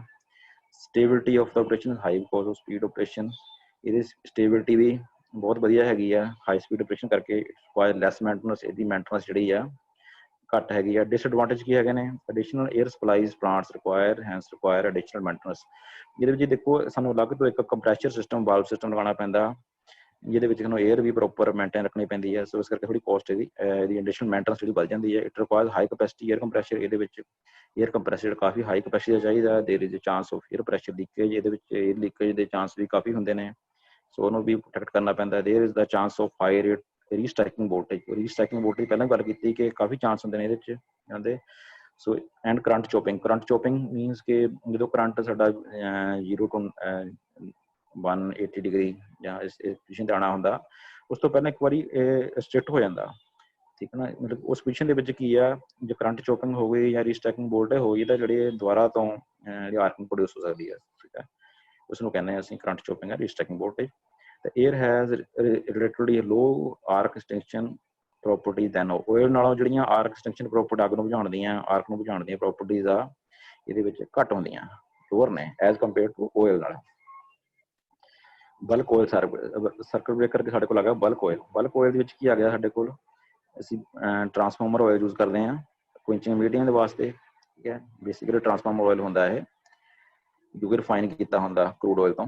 ਮੇਨ ਕੰਟੈਕਟ ਹੁੰਦਾ OCV open under the oil and arc is stuck between them. ਜਦੋਂ ਅਸੀਂ ਮੇਨ ਕੰਟੈਕਟ ਨੂੰ ਓਪਨ ਕਰਦੇ ਹਾਂ ਜਾਂ ਫੋਰ ਡਿਗਰੇਸ਼ਨ ਦੇ ਵਿੱਚ ਅਲੱਗ ਹੁੰਦੇ ਨੇ ਤਾਂ ਆਰਕ ਪ੍ਰੋਡਿਊਸ ਹੋ ਜਾਂਦੀ ਹੈ। ਤਾਂ heat of the arc evaporates the surrounding oil. ਜਿਸ ਦੇ ਆਲੇ ਦੁਆਲੇ ਜੋ ਸਰਾਊਂਡਿੰਗ ਓਇਲ ਹੁੰਦਾ ਉਹ ਉਹਦੀ ਭਾਫ ਬਣ ਜਾਂਦੀ ਹੈ, ਇਵੈਪੋਰੇਟਸ 'ਚ ਕਨਵਰਟ ਹੋ ਜਾਂਦਾ and dissociate into the gases of hydrogen at the high pressure. High pressure hydrogen gas produce ਹੁੰਦੀ ਉਹਦੇ ਨਾਲ। ਇਹ ਵਰਕ ਕਿਸ ਤਰ੍ਹਾਂ ਕਰਦਾ ਦੀ ਗੱਲ ਕਰ ਰਹੇ ਹਾਂ। ਤਾਂ hydrogen gas occupies a volume about the 1000 time that of oil decompose. ਜਿਸ ਕਪੈਸਿਟੀ ਦੇ ਨਾਲ ਓਇਲ ਡੀਕੰਪੋਜ਼ ਹੁੰਦਾ ਹੈ ਉਸ ਨਾਲੋਂ ਇਹ 1000 ਗੁਣਾ ਜਿਹੜਾ ਹੈਗਾ ਹਾਈਡਰੋਜਨ ਜਿਹੜੀ ਗੈਸ ਆ ਉਸਨੂੰ ਆਕੂਪਾਈ ਕਰ ਲੈਂਦੀ ਆ ਉਸ ਵੋਲੀਅਮ ਨੂੰ। ਦਾ ਓਇਲ ਇਜ਼ ਦਾ ਪੁਸ਼ਡ ਅਵੇ ਫਰੋਮ ਆਰਕ। ਆਰਕ ਤੋਂ ਜਿਹੜਾ ਤੇਲ ਆ ਫਿਰ ਆਰਕ ਨੂੰ ਪੁਸ਼ਟ ਕਰ ਦਿੰਦਾ ਅੱਗੇ। And expanding hydrogen gas bubble surrounding the arc region of the contacts ਦੇ ਆਲੇ ਦੁਆਲੇ ਜਿਹੜੀ ਆ ਇਹਦੇ ਬਬਲਸ ਬਣ ਜਾਂਦੇ ਨੇ ਗੈਸ ਦੇ, ਜਿਹੜੇ ਕਿ ਉਸ ਆਰਕ ਨੂੰ ਐਕਸਟਿੰਗੁਇਸ਼ ਕਰਦੇ ਨੇ। ਸੋ ਦਾ ਆਰਕ ਐਕਸਟਿੰਗੁਇਸ਼ ਇਜ਼ ਕੰਪਲੀਟਡ ਬਾਈ 2 ਪ੍ਰੋਸੈਸ। ਦੋ ਤਰ੍ਹਾਂ ਜਿਹੜੀ ਜਦੋਂ ਬਬਲਸ ਬਣ ਜਾਂਦੇ ਨੇ ਹਾਈਡਰੋਜਨ ਗੈਸ ਜਿਹੜੀ ਉੱਤੇ ਅਪਲਾਈ ਹੁੰਦੀ ਹੈ ਤਾਂ ਦੋ ਤਰ੍ਹਾਂ ਵਰਕ ਕਰਦੀ ਹੈ। ਫਸਟਲੀ ਹੈਗਾ hydrogen gas has high heat conductivity. ਇਹਦੀ ਜਿਹੜੀ ਹੀਟ ਕੰਡਕਟਿਵਿਟੀ, ਹੀਟ ਨੂੰ ਪਾਸਿੰਗ ਜਿਹੜੀ ਬੜੀ ਤੇਜ਼ੀ ਨਾਲ ਕਰਦੀ ਹੈ। ਐਂਡ ਕੂਲ ਦਾ ਆਰਕ, ਜੇ ਹੀਟ ਪਾਸ ਹੋ ਗਈ ਤਾਂ ਕੂਲ ਦੀ ਜਿਹੜੀ ਆਰਕ ਹੈਗੀ ਉਹ ਆਪਣੇ ਆਪ ਠੰਡੀ ਹੋ ਜਾਏਗੀ। ਸਸ aiding the deionizing the meeting between the contacts. Contacts ਦੇ ਵਿੱਚ ਜੋ ਮੀਡੀਅਮ ਹੈਗਾ ਉਸਨੂੰ ਡੀਆਇਨਾਈਜ਼ ਕਰ ਦਿੰਦੀ ਹੈ। ਸੈਕੰਡਲੀ ਦਾ ਗੈਸ ਸੈਟਸ ਦਾ ਓਇਲ। ਉਹਦੇ ਨਾਲ ਕੀ ਇਹ ਗੈਸ ਜਿਹੜੀ ਹੈਗੀ ਆ ਤੇਲ ਦੇ ਵਿੱਚ ਹਲਚਲ ਪੈਦਾ ਕਰਨੀ, ਤੇਲ ਹਲਚਲ ਕਰੇਗਾ ਤੇ ਆਰਕ ਦੇ ਵਿੱਚ ਆਪਣੇ ਆਪ ਆ ਜਾਏਗਾ ਤੇ ਆਰਕ ਨੂੰ ਐਕਸਟਿੰਗੁਇਸ਼ ਕਰ ਦੇਗਾ। ਐਡਵਾਂਟੇਜ ਕੀ ਹੈਗੇ ਨੇ ਆਰਕ ਕੁਇੰਚਿੰਗ ਮੀਡੀਅਮ ਦੇ, it absorb the arc energy, decompose the oil into gases. Gas ਦੇ ਵਿੱਚ ਜੋ ਐਕਸਟੈਂਟ ਕੂਲਿੰਗ ਪ੍ਰੋਪਰਟੀ ਕਰਕੇ ਅਬਜ਼ੋਰਬ ਕਰ ਲੈਂਦਾ ਐਨਰਜੀ ਨੂੰ। ਇਟ ਐਕਟ ਐਜ਼ ਇਨਸੂਲੇਟਰ, ਇੱਕ ਇਨਸੂਲੇਟਰ ਦਾ ਕੰਮ ਵੀ ਕਰਦਾ। ਟਰਾਂਸਫਾਰਮਰ ਓਇਲ ਜਿਹੜਾ ਵਿੱਚ ਹੈਗਾ ਕੁਇੰਚਿੰਗ ਮੀਡੀਅਮ ਹੈਗਾ the surrounding oil present cooling surface provide ਕਰਦਾ। ਡਿਸਐਡਵਾਂਟੇਜ ਕੀ ਨੇ ਇਹਦੇ ਵਿੱਚ, it is inflammable, this is risk of fire. ਇੱਕ ਇਹਨੂੰ ਅੱਗ ਲੱਗਣ ਦੇ ਚਾਂਸ ਵੀ ਜ਼ਿਆਦਾ ਹੁੰਦੇ ਆ, ਅੱਗ ਲੱਗਣ ਵਾਲਾ ਤੇਲ ਹੁੰਦਾ ਤੇ ਇਨਫਲੇਮੇਬਲ ਆ, ਇਸ ਕਰਕੇ ਰਿਸਕ ਆਫ ਫਾਇਰ ਵੀ ਜ਼ਿਆਦਾ ਹੁੰਦੇ ਨੇ। It may be an explosive mixture by the air arc. ਜੇ ਏਅਰ ਨਾਲ ਕੰਟੈਕਟ ਕਰ ਜੇ ਤਾਂ ਐਕਸਪਲੋਸਿਵ ਹੋ ਸਕਦਾ। ਆਰਕਿੰਗ ਪ੍ਰੋਡਕਟਸ ਕਾਰਬਨ ਰਿਮੇਨਸ ਇਨ ਦਾ ਓਇਲ। ਓਇਲ ਦੇ ਵਿੱਚ ਜਿਹੜੇ ਇਹਦਾ ਆਰਕਿੰਗ ਪ੍ਰੋਡਕਟ ਆ ਕਾਰਬਨ ਵਗੈਰਾ ਉਹ ਰਹਿ ਜਾਂਦੀ ਹੈ, ਜਿਹਦੇ ਕਿ ਬਾਅਦ ਚ ਕੰਟੈਕਟ ਨੂੰ ਡਿਟੋਰੇਟ ਕਰ ਸਕਦੀ ਹੈ। ਵਰਕ ਓਇਲ ਸਰਕਟ, ਲੋ ਓਇਲ ਸਰਕਟ ਬ੍ਰੇਕਰ ਹੋ ਗਿਆ। ਦੋ ਤਰ੍ਹਾਂ ਦੇ ਸਰਕਟ ਬ੍ਰੇਕਰ ਨੇ ਸਾਡੇ ਕੋਲ। ਪਲੇਨ ਓਇਲ ਸਰਕਟ ਬ੍ਰੇਕਰ 'ਚ ਕੀ ਹੁੰਦਾ ਹੈਗਾ, ਇੱਕ ਓਇਲ ਹੈਗਾ ਸਿੰਪਲ, ਵਿੱਚ ਆਰਕ ਨਹੀਂ ਹੁੰਦੀ ਆ। ਆਰਕ ਨੂੰ ਅਲੱਗ ਕਰਨ ਵਾਸਤੇ ਅਲੱਗ ਤੋਂ ਕੋਈ ਅਰੇਂਜਮੈਂਟ ਨਹੀਂ ਹੁੰਦਾ, ਸਿਰਫ ਇਹਨਾਂ ਦੀ ਡਿਸਟੈਂਸ ਹੀ ਮੇਨਟੇਨ ਕੀਤੀ ਜਾਂਦੀ ਹੈ ਕੰਟੈਕਟ ਦੇ ਵਿੱਚ। ਤੇ ਜਿਹੜਾ ਓਇਲ ਹੈਗਾ ਇਹਦੇ ਵਿੱਚ ਉਹੀ ਮੇਨ ਮੀਡੀਅਮ ਹੈਗਾ ਜਿਹੜਾ ਕਿ ਇਸ ਨੂੰ ਆਰਕ ਨੂੰ ਰਿਮੂਵ ਕਰਦਾ। ਸੋ ਇਹਦੇ ਵਿੱਚ ਆ ਪਾਰਟਸ ਨੇ ਇਹਦੇ, ਟਰਮੀਨਲ ਕਨੈਕਸ਼ਨ ਨੇ, ਆਰਕ ਕੁਸ਼ਨ ਲੱਗੇ ਹੋਏ ਨੇ ਇਹਨੂੰ ਟੇਕ ਦੇਣ ਵਾਸਤੇ, ਫਿਕਸ ਕੰਟੈਕਟ ਨੇ, ਮੂਵਿੰਗ ਕੰਟੈਕਟ ਨੇ, ਟਰਾਂਸਫਾਰਮਰ ਓਇਲ ਵਿੱਚ ਪਾਇਆ ਹੋਇਆ, ਗੈਸ ਨਿਕਲਣ ਵਾਸਤੇ ਬਾਹਰ ਕੱਢਣ ਵਾਸਤੇ ਕੁਸ਼ਨ ਜਿਹੜੇ ਲੱਗੇ ਹੋਏ ਨੇ, certain air cushion level the oil level. Principal of working ਕਿਸ ਤਰ੍ਹਾਂ ਹੈਗਾ, ਅੰਡਰ ਨੋਰਮਲ ਕੰਡੀਸ਼ਨ ਤੇ ਕੰਟੈਕਟ ਕਲੋਜ਼ ਰਹਿੰਦੇ ਨੇ। ਜਦੋਂ ਜਿਸ ਟਾਈਮ ਤੇ ਇਹ ਪੁੱਲ ਕਰਦੇ ਨੇ ਫਾਲਟ ਹੁੰਦਾ ਤਾਂ ਕੰਟੈਕਟ ਅਲੱਗ ਹੁੰਦੇ ਨੇ ਤੇ ਇਹਦੇ ਵਿੱਚ ਆਰਕ ਪ੍ਰੋਡਿਊਸ ਹੁੰਦੀ ਹੈ। ਤੇ ਉਹਦੇ ਨਾਲ ਕਹਿੰਦੇ ਵੈਪਰਾਈਜੇਸ਼ਨ ਓਇਲ ਦੀ ਹੋ ਜਾਂਦੀ ਹੈ। ਤਾਂ ਪਹਿਲਾਂ ਵੀ ਗੱਲ ਕੀਤੀ ਅਸੀਂ, ਹਾਈਡਰੋਜਨ ਗੈਸ ਪ੍ਰੋਡਿਊਸ ਹੁੰਦੀ ਹੈ ਤੇ ਉਹ ਜਿਹੜੇ ਆਰਕ ਬਬਲਸ ਨੇ ਉਹ ਇਸ ਨੂੰ ਠੰਡਾ ਕਰਦੇ ਨੇ ਤੇ ਇਸ ਆਰਕ ਦੇ ਆਲੇ ਦੁਆਲੇ ਕੰਟੈਕਟਸ ਦੇ ਜਿਹੜੇ ਨੇ ਕੋਨੈਸ ਹੋ ਜਾਂਦੇ ਨੇ ਤੇ ਇਸ ਓਇਲ ਦੀ ਟਰਬੂਲੈਂਸ ਪੈਦਾ ਕਰਦੇ ਨੇ, ਹਲਚਲ ਪੈਦਾ ਕਰਦੇ ਨੇ, ਜਿਹਦੇ ਨਾਲ ਕਿ ਜਿਹੜਾ ਆਰਕ ਆ ਲਿਮਿਟਡ ਹੋ ਜਾਂਦੀ ਹੈ। ਇਹਦਾ arc lengthening due to the separation of contacts, arc voltage increase. ਉਹਦੇ ਨਾਲ ਕੀ ਹੁੰਦਾ, ਜਿਹੜੀ ਆਰਕ ਵੋਲਟੇਜ ਆ ਉਹ ਉਹਦੀ ਲੈਂਥ, ਆਰਕ ਦੀ ਲੈਂਥ ਕਰਕੇ ਆਰਕ ਇੰਕਰੀਜ਼ ਹੋ ਜਾਂਦੀ ਹੈ, ਸੈਪਰੇਸ਼ਨ ਕਰਕੇ ਤਾਂ ਆਰਕ ਵੋਲਟੇਜ ਜਿਹੜੀ ਇੰਕਰੀਜ਼ ਹੋ ਜਾਂਦੀ ਹੈ। डिसएडवांटेज की ने, there is no special control over the arc. ਇਹਦੇ ਵਿੱਚ ਦੇਖੋ ਆਰਕ ਕੰਟਰੋਲ ਵਾਸਤੇ ਕੋਈ ਸਪੈਸ਼ਲ ਅਰੇਂਜਮੈਂਟ ਨਹੀਂ ਹੈਗਾ, ਸਿਰਫ ਡਿਸਟੈਂਸ ਹੀ ਜਿਹੜੀ ਆ ਆਰਕ ਦੇ ਵਿੱਚ ਕੰਟੈਕਟ ਦੇ ਵਿੱਚ ਆ ਉਹੀ ਮੇਨ ਉਹਨੂੰ ਵਧਾ ਸਕਦੇ ਹਾਂ ਅਸੀਂ। This breaks have long and inconsistent acting time. ਇਹਨਾਂ ਦਾ ਜਿਹੜਾ ਬ੍ਰੇਕਰ ਦਾ ਜਿਹੜਾ ਆਰਕ ਨੂੰ ਬੁਝਾਉਣ ਦਾ ਟਾਈਮ ਆ ਥੋੜਾ ਜਿਹਾ ਜ਼ਿਆਦਾ ਹੁੰਦਾ। ਸਪੀਡ ਆਫ ਇੰਟਰਫੈਕਸ਼ਨ ਇਜ਼ ਲੈਸ। ਇਹਦੇ ਵਿੱਚ ਜਿਹੜੀ ਇੰਟਰਪਸ਼ਨ ਦੀ ਸਪੀਡ ਘੱਟ ਹੁੰਦੀ ਆ। due to this advantage the plain oil circuit breakers are usually only low voltage ਵਾਸਤੇ। ਇਸ ਇਹ ਕਾਰਨ ਕਰਕੇ ਕਿ ਅਸੀਂ ਇਸ ਨੂੰ ਇਸ ਲੋ ਵੋਲਟੇਜ ਵਾਸਤੇ ਹੀ ਜ਼ਿਆਦਾ ਯੂਜ਼ ਕਰਦੇ ਹਾਂ। 11 kV ਤੱਕ ਦੀ ਜਿਹੜੀ ਐਪਲੀਕੇਸ਼ਨ ਇਸ ਦੀ ਜ਼ਿਆਦਾ ਹੁੰਦੀ ਹੈ। ਆਰਕ ਜਿਸ ਤਰ੍ਹਾਂ ਪਹਿਲਾਂ ਗੱਲ ਕੀਤੀ ਕਿ ਪਹਿਲਾ ਸਰਕਟ ਜਿਹੜਾ ਪਲੇਨ ਆਇਲ ਸਰਕਟ ਬ੍ਰੇਕਰ ਉਹ 'ਚ ਆਰਕ ਕੰਟਰੋਲ ਵਾਸਤੇ ਕੋਈ ਅਰੇਂਜਮੈਂਟ ਨਹੀਂ ਸੀਗਾ, ਪਰ ਜਿਹੜਾ ਆਰਕ ਕੰਟਰੋਲ ਆਇਲ ਸਰਕਟ ਬ੍ਰੇਕਰ ਉਹ 'ਚ ਆਇਲ ਤਾਂ ਜਿਹੜਾ ਕਰਦਾ ਹੀ ਕਰਦਾ ਉਸ ਨੂੰ ਪ੍ਰੈਸ ਜਾਂ ਐਲੀਮੈਂਟ ਕੁਐਂਚ ਕਰਦਾ ਹੈਗਾ ਆਰਕ ਨੂੰ, ਬਟ ਨਾਲ ਨਾਲ ਆਰਕ ਨੂੰ ਕੰਟਰੋਲ ਕਰਨ ਵਾਸਤੇ ਵੀ ਅਰੇਂਜਮੈਂਟ ਹੁੰਦਾ। ਸੋ ਇਸ ਦੇ ਬੇਸ ਤੇ ਇਹ ਦੋ ਤਰ੍ਹਾਂ ਦੇ ਹੁੰਦੇ ਨੇ। Self blast oil circuit breaker sorry, and first I know it is necessary to desirable that the final arc connection should be occur while the contact gap is still shorter। ਜਦੋਂ ਉਹਨਾਂ ਦਾ gap ਘੱਟ ਹੋਏਗਾ ਤੇ ਉਹਦੇ ਵਿੱਚ ਆਰਕ ਦੀ ਜਿਹੜੀ extension ਜਿਹੜੀ ਆ ਹੁੰਦੀ ਹੈ, ਇਸ ਕਰਕੇ arc control is encountered and the breaks are called arc control circuit breaker. So arc control breaker ਦੋ ਤਰ੍ਹਾਂ ਦੇ ਸੈਲਫ ਬਲਾਸਟ ਹੋਏ ਸਰਕਟ ਬ੍ਰੇਕਰ ਕੋਈ ਜਿਨ੍ਹਾਂ ਦੇ ਵਿੱਚ ਆਪਣਾ ਹੀ ਅਰੇਂਜਮੈਂਟ ਹੁੰਦਾ ਕਿ ਇਹਨੂੰ ਵਿੱਚ ਦਾ ਆਰ ਕੰਟਰੋਲ ਜੋ ਪ੍ਰੋਵਾਈਡ ਇੰਟਰਨਲ ਮੀਨਸ ਆਪਣੇ ਆਪ ਹੀ ਅੰਦਰੋਂ ਜਿਹੜੀ ਆਰਕ ਨੂੰ ਕੰਟਰੋਲ ਕਰਦੀ ਹੈ ਤਾਂ arc itself is employed for its own extension efficiently. So ਆਪਣੇ ਆਪ ਹੀ ਤੇਲ ਦੀ ਇੰਨੀ ਕਪੈਸਿਟੀ ਹੁੰਦੀ ਹੈ ਕਿ ਉਹ ਆਰਕ ਨੂੰ ਬੁਝਾ ਦਿੰਦੇ ਆ।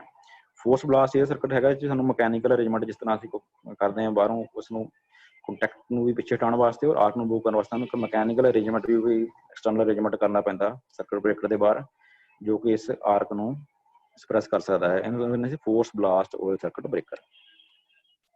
ਲੋ ਆਇਲ ਸਰਕਟ ਬ੍ਰੇਕਰ ਹੁੰਦੇ ਨੇ ਜਿੱਦਾਂ ਪਹਿਲਾਂ ਬਲਕ ਆਇਲ ਸੀ ਉਹ 'ਚ ਤੇਲ ਬਹੁਤ ਜ਼ਿਆਦਾ ਹੁੰਦਾ, ਪਰ ਜਿਹੜੇ ਲੋ ਆਇਲ ਸਰਕਟ ਬ੍ਰੇਕਰ ਨੇ ਇਹਨਾਂ ਵਿੱਚ ਜਿਹੜਾ ਤੇਲ ਆ ਉਹ ਕਾਫੀ ਘੱਟ ਯੂਜ਼ ਕੀਤਾ ਜਾਂਦਾ, ਅਪਰੋਕਸੀਮੇਟਲੀ 10% ਹੀ ਯੂਜ਼ ਹੁੰਦਾ ਹੈ। ਸਮਾਲ ਸਾਈਜ਼ ਦੇ ਹੁੰਦੇ ਨੇ। ਸੋ ਇਹਦੇ ਵਿੱਚ ਇਹਦਾ ਵੀ ਮੇਨ ਪਾਰਟਸ ਹੈਗੇ ਨੇ ਇਹਦੇ। ਬਰੀਦਰ ਲੱਗਾ ਹੋਇਆ ਜਦੋਂ ਆਇਲ ਗੈਸ ਬਣਦੀ ਹੈ ਉਸਨੂੰ ਰਿਮੂਵ ਕਰਨ ਵਾਸਤੇ, ਗੈਸ ਵੈਂਟ ਹੈ ਗੈਸ ਨੂੰ ਰਿਮੂਵ ਕਰਨ ਵਾਸਤੇ, ਟੋਪ ਚੈਂਬਰ ਹੈਗਾ ਇਸਦਾ, ਦੋ ਚੈਂਬਰ 'ਚ ਹੈਗਾ, ਟੋਪ ਚੈਂਬਰ ਹੈ ਆਪਰੇਟਿੰਗ ਸਪੋਰਟਿੰਗ ਚੈਂਬਰ ਆ, ਨੀਚੇ ਵਾਲਾ ਚੈਂਬਰ ਆ, ਤੇ ਇੱਕ ਸਰਕਟ ਬ੍ਰੇਕਿੰਗ ਚੈਂਬਰ ਹੈਗਾ ਉੱਪਰ ਵਾਲਾ, ਜਿਹਦੇ ਵਿੱਚ ਕਿ ਜਦੋਂ ਕੰਟੈਕਟਰ ਅਲੱਗ ਹੁੰਦੇ ਆ ਤਾਂ ਆਇਲ ਜਿਹੜਾ ਹੈਗਾ ਉਸ ਆਰਕ ਨੂੰ ਮੈਥਡ ਉਹੀ ਆ। ਉਸ ਤਰ੍ਹਾਂ ਹਾਈਡਰੋਜਨ ਗੈਸ ਬਣਦੀ ਆ ਕੰਟੈਕਟ ਦੇ ਆਲੇ ਦੁਆਲੇ ਉਸਨੂੰ ਸਰਾਊਂਡ ਕਰ ਦਿੰਦੀ ਹੈ ਤੇ ਉਸਨੂੰ ਬੰਦ ਕਰਦੀ ਹੈ ਆਰਕ ਨੂੰ। ਸੋ ਇਹਦੇ ਵਿੱਚ ਕੀ ਹੈ ਸਾਡੇ ਕੋਲ ਸਰਕਟ ਬ੍ਰੇਕਰ ਦੋ ਚੈਂਬਰ ਹੋ ਗਏ ਨੇ, ਸਰਕਟ ਬ੍ਰੇਕਿੰਗ ਚੈਂਬਰ ਤੇ ਸਪੋਰਟਿੰਗ ਚੈਂਬਰ। ਦੋ ਚੈਂਬਰ ਨੇ ਦੋਨੇ ਇੱਕ ਦੂਜੇ ਤੋਂ ਫਿਜ਼ੀਕਲੀ ਅਲੱਗ ਹੁੰਦੇ ਨੇ, ਠੀਕ ਹੈ, ਇਲੈਕਟ੍ਰੀਕਲੀ ਕਨੈਕਟਡ ਹੁੰਦੇ ਨੇ ਇੱਕ ਦੂਜੇ ਨਾਲ। ਆ ਇੱਕ ਲੋ ਸਰਕਟ ਬ੍ਰੇਕਰ ਦੀ ਐਗਜ਼ਾਮਪਲ ਹੈ। ਟੈਂਕ ਹੈਗਾ ਆਇਲ ਟੈਂਕ ਹੈਗਾ, ਲਾਈਨਸ ਆ ਰਹੀਆਂ ਨੇ, ਇੰਸੂਲੇਟਰ ਲੱਗੇ ਹੋਏ ਨੇ, ਉਹਨਾਂ ਵਿੱਚ ਕੰਟੈਕਟ ਨੇ।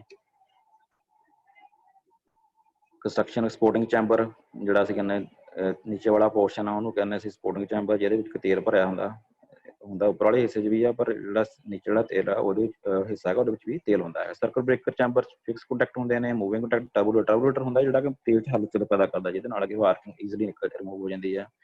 ਸੋ ਫਿਕਸ ਕੰਟੈਕਟ ਆ, ਮੂਵਿੰਗ ਕੰਟੈਕਟ ਤੇ ਟਰਬੂਲੇਟਰ ਮੇਨ ਚੈਂਬਰ। ਟੋਪ ਚੈਂਬਰ 'ਚ ਕੀ ਹੋ ਗਿਆ ਸਾਡੇ ਕੋਲ, ਟੋਪ ਚੈਂਬਰ 'ਚ ਆਉਂਦਾ ਸਾਡੇ ਕੋਲ ਤਾਂ metal chamber counter top of circuit. Circuit ਦੇ ਜਿਹੜਾ ਸਰਕਟ ਬ੍ਰੇਕਰ ਹੈਗਾ ਉਹਦੇ ਟੋਪ ਵਾਲਾ ਹਿੱਸਾ ਹੈਗਾ, it provide space for the oil expansion. ਜੋ ਆਇਲ ਐਕਸਪੈਂਸ਼ਨ ਹੁੰਦੀ ਜਦੋਂ ਟੈਂਪਰੇਚਰ ਵੱਧਦਾ ਤਾਂ ਉਸਨੂੰ ਇਸ ਤੋਂ escape ਕਰਦਾ, ਗੈਸ escape ਕਰਦਾ ਹੈਗਾ। ਨੋਰਮਲ ਕੰਡੀਸ਼ਨ 'ਚ ਠੀਕ ਹੈ ਕੰਟੈਕਟ ਜੁੜੇ ਹੁੰਦੇ ਨੇ, ਜਦੋਂ ਕੰਟੈਕਟ ਅਲੱਗ ਹੁੰਦੇ ਨੇ ਆਰਕ ਪ੍ਰੋਡਿਊਸ ਹੁੰਦੀ ਹੈ ਤੇ ਜੋ ਪ੍ਰੋਸੈਸ ਪਹਿਲਾਂ ਸੀਗਾ ਆਇਲ ਜਿਹੜਾ ਹੈਗਾ ਗੈਸ 'ਚ ਕਨਵਰਟ ਹੋ ਕੇ ਉਸਨੂੰ ਐਕਸਪ੍ਰੈਸ ਕਰਦਾ। ਇਸ ਤਰ੍ਹਾਂ ਜਿਹੜਾ ਸਾਰਾ ਵਰਕਿੰਗ ਹੁੰਦੀ ਇਸਦੀ। Advantage and disadvantage. ਐਡਵਾਂਟੇਜ ਕੀ ਨੇ, require less quantity of oil, ਇਹ 'ਚ ਤੇਲ ਘੱਟ ਚਾਹੀਦਾ ਹੈਗਾ, ਸੋ ਇਸ ਕਰਕੇ ਇਹਦਾ ਵੀ ਇੱਕ ਫਾਇਦਾ ਹੈਗਾ। Cost of the breaker is less, ਇਹਦੀ ਜਿਹੜੀ ਕੋਸਟ ਘੱਟ ਜਾਂਦੀ ਹੈ। ਰਿਕੁਆਇਰ ਸਮਾਲਰ ਸਪੇਸ ਘੱਟ ਚਾਹੀਦੀ ਹੈ। ਇਸਦਾ ਜੇ ਸਪੇਸ ਘੱਟ ਜਾਂਦੀ ਤਾਂ ਵੇਟ ਵੀ ਜਿਹੜਾ ਘੱਟ ਹੋ ਜਾਂਦਾ। ਇਹਦੇ ਨਾਲ ਕੀ ਹੁੰਦਾ ਰਿਸਕ ਆਫ ਫਾਇਰ ਘੱਟ ਜਾਂਦਾ। ਮੇਨਟੇਨੈਂਸ ਪ੍ਰੋਬਲਮ ਇਹਦੇ ਨਾਲ ਜੋ ਮੇਨਟੇਨੈਂਸ ਔਰ ਕੋਸਟ ਹੈਗੀ ਇਸਦੀ ਉਹ ਵੀ ਘੱਟ ਜਾਂਦੀ ਹੈ। ਡਿਸਐਡਵਾਂਟੇਜ ਕੀ ਹੈਗੇ ਨੇ, there is difficulty removing the gas from the contact space ਹੈਗੇ ਉਹਨਾਂ ਚੋਂ ਰਿਮੂਵ ਕਰਨਾ ਗੈਸ ਨੂੰ ਥੋੜਾ ਟਿਪੀਕਲ ਹੁੰਦਾ। Due to the smaller quantity of oil ਘੱਟ ਹੋਣ ਕਰਕੇ ਇਹਦਾ ਇਫੈਕਟ ਆਫ ਕਾਰਬੋਨਾਈਜੇਸ਼ਨ ਇਨਕਰੀਜ਼। ਉਹਦੇ ਨਾਲ ਕੀ ਹੁੰਦਾ ਜਿਹੜੀ ਕਾਰਬੋਨਾਈਜੇਸ਼ਨ ਦੀ ਕੋਈ ਕੂਲਿੰਗ ਘੱਟ ਹੋਏਗੀ ਉਹਦੇ ਨਾਲ ਤੇ ਉਹ ਜਿਹੜੀ ਕਾਰਬੋਨਾਈਜੇਸ਼ਨ ਇਨਕਰੀਜ਼ ਹੁੰਦੀ ਹੈ। Dielectric strength of the oil deteriorates fastly due to the high degree of carbon. ਜਿੱਦਾਂ ਦਾ ਕਾਰਬਨ ਜ਼ਿਆਦਾ ਬਣਦੀ ਜਾਏਗੀ ਜਿਹੜੀ ਆਇਲ ਦੀ ਡਾਈਲੈਕਟ੍ਰਿਕ ਸਟਰੈਂਥ ਆ, ਰੈਜ਼ਿਸਟੈਂਸ ਹੈਗੀ ਆ ਪਾਸ ਕਰਨ ਦੀ, ਉਹ ਘਟਦੀ ਜਾਏਗੀ, ਉਹ ਜਿਹੜਾ ਵੀਕ ਹੁੰਦਾ ਜਾਏਗਾ। वैक्यूम सर्किट ब्रेकर सब तो ज़्यादा यूज होने वाले इस टाइम ते ਜਿਹੜੇ ਸਰਕਟ ਬ੍ਰੇਕਰ ਨੇ ਉਹ ਹੈਗੇ ਨੇ ਵੈਕਿਊਮ ਸਰਕਟ ਬ੍ਰੇਕਰ। ਵੈਕਿਊਮ 'ਚ ਕੀ ਅਗਰ ਕੋਈ ਵੈਕਿਊਮ ਜਿਹੜਾ ਇਟਸੈਲਫ ਜਿਹੜਾ ਆਪਣੇ ਆਪ ਹੀ ਇੱਕ ਇਹੋ ਜਿਹਾ ਮੀਡੀਅਮ ਹੈ ਜਿਹਦੇ ਵਿੱਚ ਇੱਕ ਇੰਸੂਲੇਟਰ ਦਾ ਕੰਮ ਕਰਦਾ। ਜਦੋਂ ਵੈਕਿਊਮ ਕ੍ਰੀਏਟ ਕਰਦੀ ਹੈ ਕਿਸੇ ਕੰਡਕਟਰ ਮਟੀਰੀਅਲ ਦੇ ਵਿੱਚ ਤੇ ਕੀ ਹੁੰਦਾ ਉਹ ਇੰਸੂਲੇਟਰ ਦਾ ਕੰਮ ਕਰਦਾ। ਸੋ ਇਸੇ ਬੇਸ ਤੇ ਇਹ ਕੰਮ ਕਰਦਾ ਹੈਗਾ। ਇਹਦੇ ਵਿੱਚ ਕੀ ਇਹਨਾਂ ਦੇਖੋ ਫਿਕਸ ਕੰਟੈਕਟ ਆ, ਮੂਵੇਬਲ ਕੰਟੈਕਟ ਹੈਗਾ, ਵੈਕਿਊਮ ਸ਼ੀਲਡ ਆਰਕ ਸ਼ੀਲਡ ਹੈਗੀ ਆ, ਵੈਕਿਊਮ ਕ੍ਰੀਏਟ ਕਰਨ ਵਾਸਤੇ ਚੈਂਬਰ ਬਣਿਆ ਹੋਇਆ। ਸੋ ਇਸ consist of fix contact, moving contact ਹੈਗੇ ਨੇ। ਇਹਨਾਂ ਵਿੱਚ ਸਟੇਨਲੈਸ ਸਟੀਲ ਨਾਲ ਜਿਹੜੇ ਬਿਲੋਸ ਲੱਗੇ ਹੋਏ ਨੇ ਜਿਹੜੇ ਕਿ ਇਸ ਨੂੰ ਮੈਕਨੀਜ਼ਮ ਨੂੰ ਸਾਰਾ ਕੰਟਰੋਲ ਕਰਦੇ ਨੇ। ਪਰਮਾਨੈਂਟ ਸੀਲਿੰਗ ਆ, ਲਿਮਿਟ ਪੋਸੀਬਿਲਿਟੀ ਆਫ ਲੀਕੇਜ ਜਿਹੜੀ ਹੈਗੀ ਆ ਉਸਨੂੰ ਘਟਾਉਂਦੇ ਨੇ, ਤਾਂ ਵੈਕਿਊਮ ਕ੍ਰੀਏਟ ਹੁੰਦਾ। ਸੋ ਗਲਾਸ ਪੈਲ ਕੈਰਾਮਿਕ ਸੈਬਲ ਲੱਗਾ ਹੋਇਆ ਜਿਹਦੇ ਵਿੱਚ ਇੰਸੂਲੇਟਿੰਗ ਬੋਡੀ ਵਾਸਤੇ ਲੱਗਾ ਹੋਇਆ। Working of vacuum circuit breaker ਜਿਸ ਤਰ੍ਹਾਂ ਜਦੋਂ ਮੂਵਿੰਗ ਔਰ ਫਿਕਸ ਕੰਟੈਕਟ ਅਲੱਗ ਹੁੰਦੇ ਨੇ ਉਹਨਾਂ ਵਿੱਚ ਇੱਕ ਵੈਕਿਊਮ ਕ੍ਰੀਏਟ ਹੋ ਜਾਂਦਾ। ਸੋ the production of arc is due to the ionization of metal ions and depend upon the metals of contact। contact ਦੇ metal ਤੇ depend ਕਰਦੀ ਹੈ ਜਿਹੜੀ arc ਹੁੰਦੀ ਹੈ। ਤਾਂ arc is quickly extinguished because the metallic vapor ਜਿਹੜੇ ਨੇ ਉਹਨਾਂ ਕਰਕੇ ਜਿਹੜੀ arc ਇੱਕਦਮ ਬੰਦ ਹੋ ਜਾਂਦੀ ਹੈ ਕਿਉਂਕਿ arc diffused short time ਕਾਫੀ short time 'ਚ diffuse ਹੋ ਜਾਂਦੀ ਹੈ ਕਿਉਂਕਿ ਜਿਹੜੇ arc particles ਨੇ ਉਹ condense ਹੋ ਜਾਂਦੇ ਨੇ surface of moving or fixed contact ਜਿਹੜੇ ਉਹਨਾਂ surface ਤੇ condense ਹੋ ਜਾਂਦੇ ਨੇ, ਜੰਮ ਜਾਂਦੇ ਨੇ, ਜਿਹਦੇ ਕਰਕੇ ਕਿ ਫਿਰ ਆਰਕ ਬੰਦ ਹੋ ਜਾਂਦੀ ਹੈ। ਇਹ ਵੈਕਿਊਮ ਸਰਕਟ ਬ੍ਰੇਕਰ ਕਿੱਥੇ ਯੂਜ਼ ਕਰਦੇ ਹਾਂ ਇੰਪਲੋਏ? ਅਸੀਂ ਐਪਲੀਕੇਸ਼ਨ ਹੈਗੀਆਂ ਨੇ 22 kV ਤੋਂ ਲੈ ਕੇ 66 kV ਦੇ ਜਿਹੜੇ ਆਊਟਡੋਰ ਸਟੇਸ਼ਨ ਨੇ। ਸੋ ਰੂਰਲ ਏਰੀਆ 'ਚ ਜਿਹੜੇ ਆਊਟਡੋਰ ਸਟੇਸ਼ਨ ਉਹਨਾਂ 'ਚ ਵੀ ਯੂਜ਼ ਹੁੰਦੇ ਨੇ। ਪ੍ਰੋਪਰਟੀਜ਼ ਗੈਸ F6 ਗੈਸ ਵਾਲਾ ਸਾਡੇ ਕੋਲ ਸਰਕਟ ਬ੍ਰੇਕਰ ਆਉਂਦਾ ਨਾ SF6 ਗੈਸ ਆ ਉਹ ਯੂਜ਼ ਹੁੰਦੀ ਨਹੀਂ। ਉਹਦਾ ਕਾਰਨ ਆ ਕਿ SF6 ਗੈਸ ਦੇ ਕੁਝ ਪ੍ਰੋਪਰਟੀਜ਼ ਨੇ। It is colourless, odourless, non toxic and non inflammable. ਇਹ ਗੈਸ ਜਿਹੜੀ ਕਲਰਲੈਸ ਹੁੰਦੀ ਹੈ, ਆਡਰਲੈਸ ਸੁਗੰਧ ਤੋਂ ਰਹਿਤ ਹੁੰਦੀ ਹੈ, ਨਾਨ ਟੌਕਸਿਕ ਹੁੰਦੀ ਜ਼ਹਿਰੀਲੀ ਨਹੀਂ ਹੁੰਦੀ ਤੇ ਨਾਨ ਇਨਫਲੇਮੇਬਲ ਹੁੰਦੀ ਹੈ। ਇਸਨੂੰ ਅੱਗ ਨਹੀਂ ਲੱਗਦੀ ਹੈ ਨਾ। SF6 extremely stable and ਇਨਰਟ। ਇਹ ਸਟੇਬਲ ਵੀ ਜ਼ਿਆਦਾ ਰਹਿੰਦੀ ਹੈ ਤੇ ਇਨਰਟ ਵੀ ਹੈਗੀ ਕਿਉਂਕਿ ਕਿਸੇ ਨਾਲ ਰਿਐਕਟ ਨਹੀਂ ਕਰਦੀ ਜ਼ਿਆਦਾ। ਇਹ ਡੈਂਸਿਟੀ ਜਿਹੜੀ ਆ ਏਅਰ ਨਾਲੋਂ 5 ਗੁਣਾ ਜ਼ਿਆਦਾ ਹੁੰਦੀ ਹੈ। It is high thermal conductivity better than that of air and assistance better cooling current carrying parts. Thermal conductivity ਇਹਦੀ ਜ਼ਿਆਦਾ ਬੈਟਰ ਹੁੰਦੀ ਹੈ। SF ਜਿਹੜੀ ਸਟਰੋਂਗਲੀ ਇਲੈਕਟ੍ਰੋਨੈਗੇਟਿਵ ਹੈ ਜੋ ਕਿ ਇਲੈਕਟ੍ਰੋਨ ਨੂੰ ਆਪਣੇ ਵੱਲ ਈਜ਼ੀਲੀ ਅਟਰੈਕਟ ਕਰ ਲੈਂਦੀ ਹੈ ਜੋ ਕਿ ਆਰਕ ਨੂੰ ਸਪਰੈਸ ਕਰਨ 'ਚ ਸਹੀ ਹੁੰਦੀ। It has unique property fast combination source in oxygen sparks is moved 100 times more effective compared to arc quenching medium। ਬਾਕੀਆਂ ਮੀਡੀਅਮ ਦੇ ਨਾਲੋਂ 100 ਗੁਣਾ ਇਸ ਦੀ ਜ਼ਿਆਦਾ ਵਧੀਆ ਜਿਹੜੀ ਕਪੈਸਿਟੀ ਹੈਗੀ ਆ ਸਪਾਰਕ ਨੂੰ ਰਿਮੂਵ ਕਰਨ ਦੀ। ਡਾਈਲੈਕਟ੍ਰਿਕ ਸਟਰੈਂਥ ਇਹਦੀ 2.5 ਟਾਈਮਸ ਹੁੰਦੀ ਹੈ ਜ਼ਿਆਦਾ ਡਾਈਲੈਕਟਿੰਗ ਓਇਲ ਨਾਲੋਂ ਜ਼ਿਆਦਾ ਹੁੰਦੀ ਹੈ। ਨਹੀਂ ਸੌਰੀ 30% ਜਿਹੜੀ ਹੈ ਓਇਲ ਨਾਲੋਂ ਜ਼ਿਆਦਾ ਹੁੰਦੀ, ਏਅਰ ਨਾਲੋਂ ਜ਼ਿਆਦਾ ਹੁੰਦੀ ਜਿਹੜਾ 2.5 ਟਾਈਮ ਔਰ ਓਇਲ ਨਾਲੋਂ 30% ਘੱਟ ਹੁੰਦੀ ਹੈ ਇਸਦੀ ਡਾਈਲੈਕਟ੍ਰਿਕ ਸਟਰੈਂਥ ਜਿਹੜੀ ਹੈਗੀ ਆ। ਮੋਇਸਚਰ ਇਹਦੇ ਵਿੱਚ ਮੋਇਸਚਰ ਹਾਰਮਫੁਲ ਹੁੰਦਾ ਕਿ ਇਸ ਜਿਹੜਾ ਸਰਕਟ ਬ੍ਰੇਕਰ ਹੈਗਾ ਸਲਫਰ ਹੈਕਸਾਫਲੋਰਾਈਡ ਸਰਕਟ ਬ੍ਰੇਕਰ ਹੈਗਾ ਇਹਦੇ ਵਿੱਚ ਮੋਇਸਚਰ ਨਹੀਂ ਜਾਣਾ ਚਾਹੀਦਾ ਨਹੀਂ ਤੇ ਉਹਨਾਂ ਰਿਐਕਸ਼ਨ ਕਰਕੇ ਉਹ ਸਰਕਟ ਦੇ ਪਾਰਟਸ ਜਿਹੜੇ ਉਹਨੂੰ ਬ੍ਰੇਕ ਕਰ ਸਕਦਾ। ਸਲਫਰ ਹੈਗੀ ਆ sulphur hexafluoride SF6 because it uses the sulfur hexafluoride as an arc quenching material is called SF6 circuit breaker। ਸੋ ਇਹਦੇ ਵਿੱਚ SF6 ਜਿਹੜੀ ਗੈਸ ਯੂਜ਼ ਹੁੰਦੀ ਹੈ ਇਸ ਕਰਕੇ ਇਹਨੂੰ SF6 ਸਰਕਟ ਬ੍ਰੇਕਰ ਕਹਿੰਦੇ ਨੇ। ਸੋ ਇੱਕ ਇਲੈਕਟ੍ਰੋਨੈਗੇਟਿਵ ਗੈਸ ਆ ਜਿਹੜੀ ਸਟਰੋਂਗਲੀ ਅਬਜ਼ੋਰਬ ਕਰ ਦਿੰਦੀ ਹੈ ਇਲੈਕਟ੍ਰੋਨ ਨੂੰ ਔਰ ਆਰਕ ਨੂੰ ਬੁਝਾਉਣ 'ਚ ਸਹਾਈ ਹੁੰਦੀ ਹੈ। ਤੇ ਫ੍ਰੀ ਇਲੈਕਟ੍ਰੋਨ ਜਿਹੜੇ ਹੈਗੇ ਨਾ ਇਹ ਮੂਵੇਬਲ ਹੁੰਦੇ ਨੇ ਔਰ ਆਰਾਮ ਨਾਲ ਇਸ 'ਚੋਂ ਆਰਕ ਪਾਰਟੀਕਲਸ ਔਰ ਆਰਕ ਜਿਹੜੀ ਆ ਰਿਮੂਵ ਹੋ ਜਾਂਦੀ ਹੈ। So sulfur circuit breaker are very effective or high power and high voltage application। जो high voltage application जो high power जिथे ਹੁੰਦੀ ਹੈ ਉੱਥੇ ਜ਼ਿਆਦਾ effective ਨੇ। ਐਗਜ਼ਾਮਪਲ ਵੀ ਹੈਗੀ ਹੈ SF6 ਗੈਸ ਹੁੰਦੀ ਹੈ ਮੂਵਿੰਗ ਚੈਂਬਰ ਆ ਗੈਸ ਆਰਕ ਚੈਂਬਰ ਦੇਖੋ ਹੈਗਾ ਚ ਗੈਸ ਯੂਜ਼ ਕੀਤੀ ਜਦੋਂ ਗੈਸ ਦੇ ਨਾਲ ਜਿਹੜਾ ਆਰਕ ਆ ਉਹ ਰਿਮੂਵ ਹੋ ਰਹੀ ਹੈ। So when the breaker opens, moving contacts are pulled apart and the arc is stuck between the contacts। contacts ਦੇ ਵਿੱਚ arc produce ਹੋ ਜਾਂਦੀ ਜਦੋਂ ਅਲੱਗ ਹੁੰਦੇ ਨੇ contact ਤੇ ਉਸ ਵਿੱਚ ਅਸੀਂ ਕਰਦੇ ਸੀ ਹਾਈ ਪ੍ਰੈਸ਼ਰ ਜਿਹੜੀ ਗੈਸ ਹੈਗੀ ਆ ਅਪਰੋਕਸੀਮੇਟਲੀ 14 kg per centimeter ਦਾ ਪ੍ਰੈਸ਼ਰ ਜਿਹੜਾ ਅਪਲਾਈ ਕੀਤਾ ਜਾਂਦਾ ਜਿਹਦੇ ਨਾਲ ਕਿ ਗੈਸ ਜਿਹੜੀ ਹੈਗੀ ਇਸ ਨੂੰ ਪਾਰਟੀਕਲਸ ਜਿਹੜੇ ਹੈਗੇ ਨੇ ਆਰਕ ਪਾਰਟੀਕਲਸ ਉਹਨੂੰ ਰਿਮੂਵ ਕਰ ਦਿੰਦੀ ਹੈ। Advantage such circuit breakers have very short arcing time। ਇਹਨਾਂ ਵਿੱਚ ਜਿਹੜਾ arcing time ਬੜਾ ਘੱਟ ਹੁੰਦਾ since the dielectric strength ਜਿਹੜੀ ਹੈਗੀ ਆ 2 to 3 times ਹੁੰਦੀ ਹੈ more than air। such breakers can interrupt much longer currents। ਇਹਨਾਂ ਵਿੱਚ ਜਿਹੜਾ ਕਰੰਟ ਆ ਉਹ ਜ਼ਿਆਦਾ ਟਾਈਮ ਰਹਿ ਜਾਂਦਾ। SF6 breakers gives noiseless operation due to its closed gas circuit। Close circle ਕਰਕੇ ਜਿਹੜਾ ਨੋਇਜ਼ ਰੈਸਪੀਰੇਸ਼ਨ ਹੁੰਦਾ ਹੈ, ਇਹ 'ਚ ਕੋਈ ਆਵਾਜ਼ ਨਹੀਂ ਜ਼ਿਆਦਾ ਹੁੰਦੀ।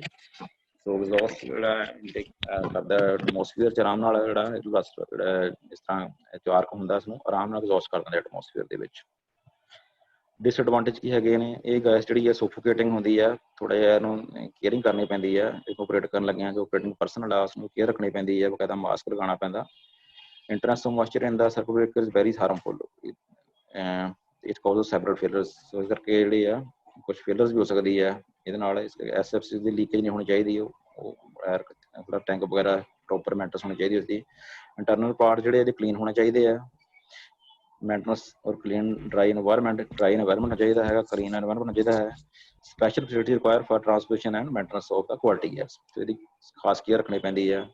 ਇਹ ਸਾਡੇ ਆਮ ਜਿਹੜੇ ਮੈਕੈਨਿਜ਼ਮ ਕਿਹੜੇ ਨੇ, ਸ਼ੰਟ ਟ੍ਰਿਪ ਮੈਕੈਨਿਜ਼ਮ ਆ, ਟ੍ਰਿਪ ਕੋਇਲ ਆ, ਸੀਰੀਜ਼ ਟ੍ਰਿਪ ਕੋਇਲ ਆ, ਟ੍ਰਿਪ ਮੈਕੈਨਿਜ਼ਮ ਆ, ਅੰਡਰ ਵੋਲਟੇਜ ਰਿਲੀਜ਼, ਇਹ ਸਾਰੀਆਂ ਕੋਇਲਸ ਯੂਜ਼ ਹੁੰਦੀਆਂ ਹੈਗੀਆਂ ਸਰਕਟ ਬ੍ਰੇਕਰ ਦੇ ਵਿੱਚ। Maintenance of oil circuit breaker ਸਾਡੇ ਕੋਲ ਮੇਨਟੇਨੈਂਸ ਲਈ ਸਾਡੇ ਕੋਈ ਕੀ ਮੇਨ ਹੁੰਦਾ, ਫ੍ਰੀਕੁਐਂਟ ਪਿਊਰੀਫਿਕੇਸ਼ਨ। ਇਸ ਦਾ ਜਿਹੜੀ ਪਿਊਰੀਫਿਕੇਸ਼ਨ ਜਿਹੜੀ ਆ ਕੋਈ ਬਾਰ-ਬਾਰ ਜੋ ਯੂਜ਼ ਕਰਦੇ ਆ ਸਰਕਟ ਬ੍ਰੇਕਰ ਦੇ, ਤਾਂ ਉਹਦੇ ਨਾਲ ਕੀ ਹੁੰਦਾ, ਸਾਨੂੰ ਤੇਲ ਦੀ ਪਿਊਰੀਫਿਕੇਸ਼ਨ ਕਰਨੀ ਪੈਂਦੀ ਹੈ, ਰੀਕੰਡੀਸ਼ਨਿੰਗ ਕਰਨੀ ਪੈਂਦੀ ਹੈ, ਉਹਨੂੰ ਰਿਫਾਈਨ ਕਰਨਾ ਪੈਂਦਾ।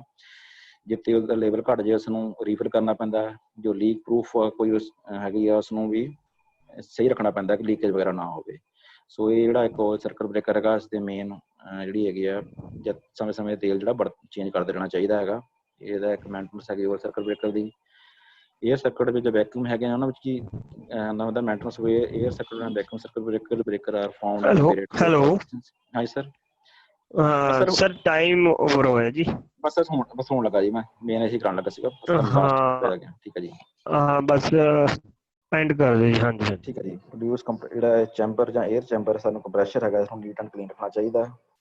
SF6 ਵੀ ਹੈ ਗੈਸ ਦਾ, ਸਾਨੂੰ ਲੀਕੇਜ ਨਾ ਹੋਵੇ, ਗੈਸ ਨੂੰ ਸਾਫ਼ ਪ੍ਰੋਪਰ ਜੋ ਕਾਰੀਗਰ ਵਗੈਰਾ ਜੋ ਮੇਨਟੇਨੈਂਸ ਵਾਲੇ ਪਰਸਨ ਨੇ ਉਹ ਸਾਰੇ ਥੋੜ੍ਹੇ ਸਕਿਲਡ ਹੋਣੇ ਚਾਹੀਦੇ ਨੇ, ਤਾਂ ਕਿ ਜਿਹੜਾ ਇਸ ਨੂੰ ਈਜ਼ਲੀ ਜਾਂ ਇਸ ਦੀ ਪੋਇਜ਼ਨਸ ਤੋਂ ਵੀ ਬਚ ਸਕਣ। ਆਹ ਕੁਛ ਟਰਬਲ ਸ਼ੂਟਿੰਗ ਨੇ। ਇਹ 'ਚ ਕੀ ਹੁੰਦਾ, ਐਕਸੈਸਿਵ ਓਇਲ ਹੀਟ, ਜਾਂ ਜੇ ਹੀਟ ਜਿਹੜੀ ਆ ਓਇਲ ਪ੍ਰੋਡਿਊਸ ਕਰਦਾ ਤਾਂ ਉਹਦੀ ਅੰਦਰ ਮੀਨਸ ਉਹਦੀ ਜਿਹੜੀ ਡਾਇਲੈਕਸ਼ਨ ਘੱਟ ਗਈ ਆ, ਓਇਲ ਲੈਵਲ ਜੇ ਘੱਟ ਰਿਹਾ ਲੈਵਲ ਨਾਲ ਲੀਕੇਜ ਹੋ ਰਹੀ ਹੈ ਟੈਂਕ ਦੇ ਵਿੱਚ। ਜਿਸ ਦਾ deposit on the bottom of tank, ਜੋ ਗੰਦਗੀ ਵਗੈਰਾ ਥੱਲੇ ਹੈਗੀ ਤਾਂ ਮਤਲਬ ਕਿ ਘਟੀਆ ਕਿਸਮ ਦਾ ਤੇਲ ਵਰਤਿਆ ਗਿਆ ਹੈ। Spark continue in the electrode contacts and making circuit breaker, ਇਹਦਾ ਮਤਲਬ ਕਿ ਉਹਦੇ ਵਿੱਚ ਕੋਈ ਡੈਮੇਜ ਹੋ ਗਏ ਨੇ ਕੰਟੈਕਟ, ਉਹਨਾਂ ਨੂੰ ਰਿਪੇਅਰ ਕਰਨਾ ਪਏਗਾ। ਮੈਨੂਅਲ ਬ੍ਰੇਕਿੰਗ ਨੋਟ ਫੰਕਸ਼ਨਿੰਗ, ਇਹਨਾਂ ਵਿੱਚ ਲੋਡਿੰਗ ਸਪਰਿੰਗ ਡਿਫੈਕਟ ਹੋ ਸਕਦਾ ਜਾਂ ਮੈਕੈਨਿਜ਼ਮ ਡਿਫੈਕਟ ਹੋ ਸਕਦਾ, ਉਹਨੂੰ ਠੀਕ ਕਰਨਾ ਪੈਂਦਾ। ਨੋ ਟ੍ਰਿਪਿੰਗ ਫਾਲਟਸ ਕੰਡੀਸ਼ਨਸ ਹੈਗੇ ਨੇ, ਜੋ ਟ੍ਰਿਪਿੰਗ ਮੈਕੈਨਿਜ਼ਮ ਵਰਕ ਨਹੀਂ ਕਰ ਰਿਹਾ। Very loud noise, ACV wire ਜਦੋਂ ACV ਆਪਰੇਟ ਹੁੰਦਾ ਹੈ ਤਾਂ ਉਹਦੀ ਨੋਇਜ਼ ਕਾਫੀ ਆਉਂਦੀ ਹੈ, ਤਾਂ ਇਟ ਮੀਨਸ ਕਿ ਉਹ 'ਚ ਪ੍ਰੈਸ਼ਰ ਜਿਹੜਾ ਚੈਂਬਰ 'ਚ ਘੱਟ ਹੈਗਾ। ਮੂਵਿੰਗ ਕੰਟੈਕਟਸ ਬ੍ਰੋਕਨ ਹੋ ਸਕਦੇ ਨੇ,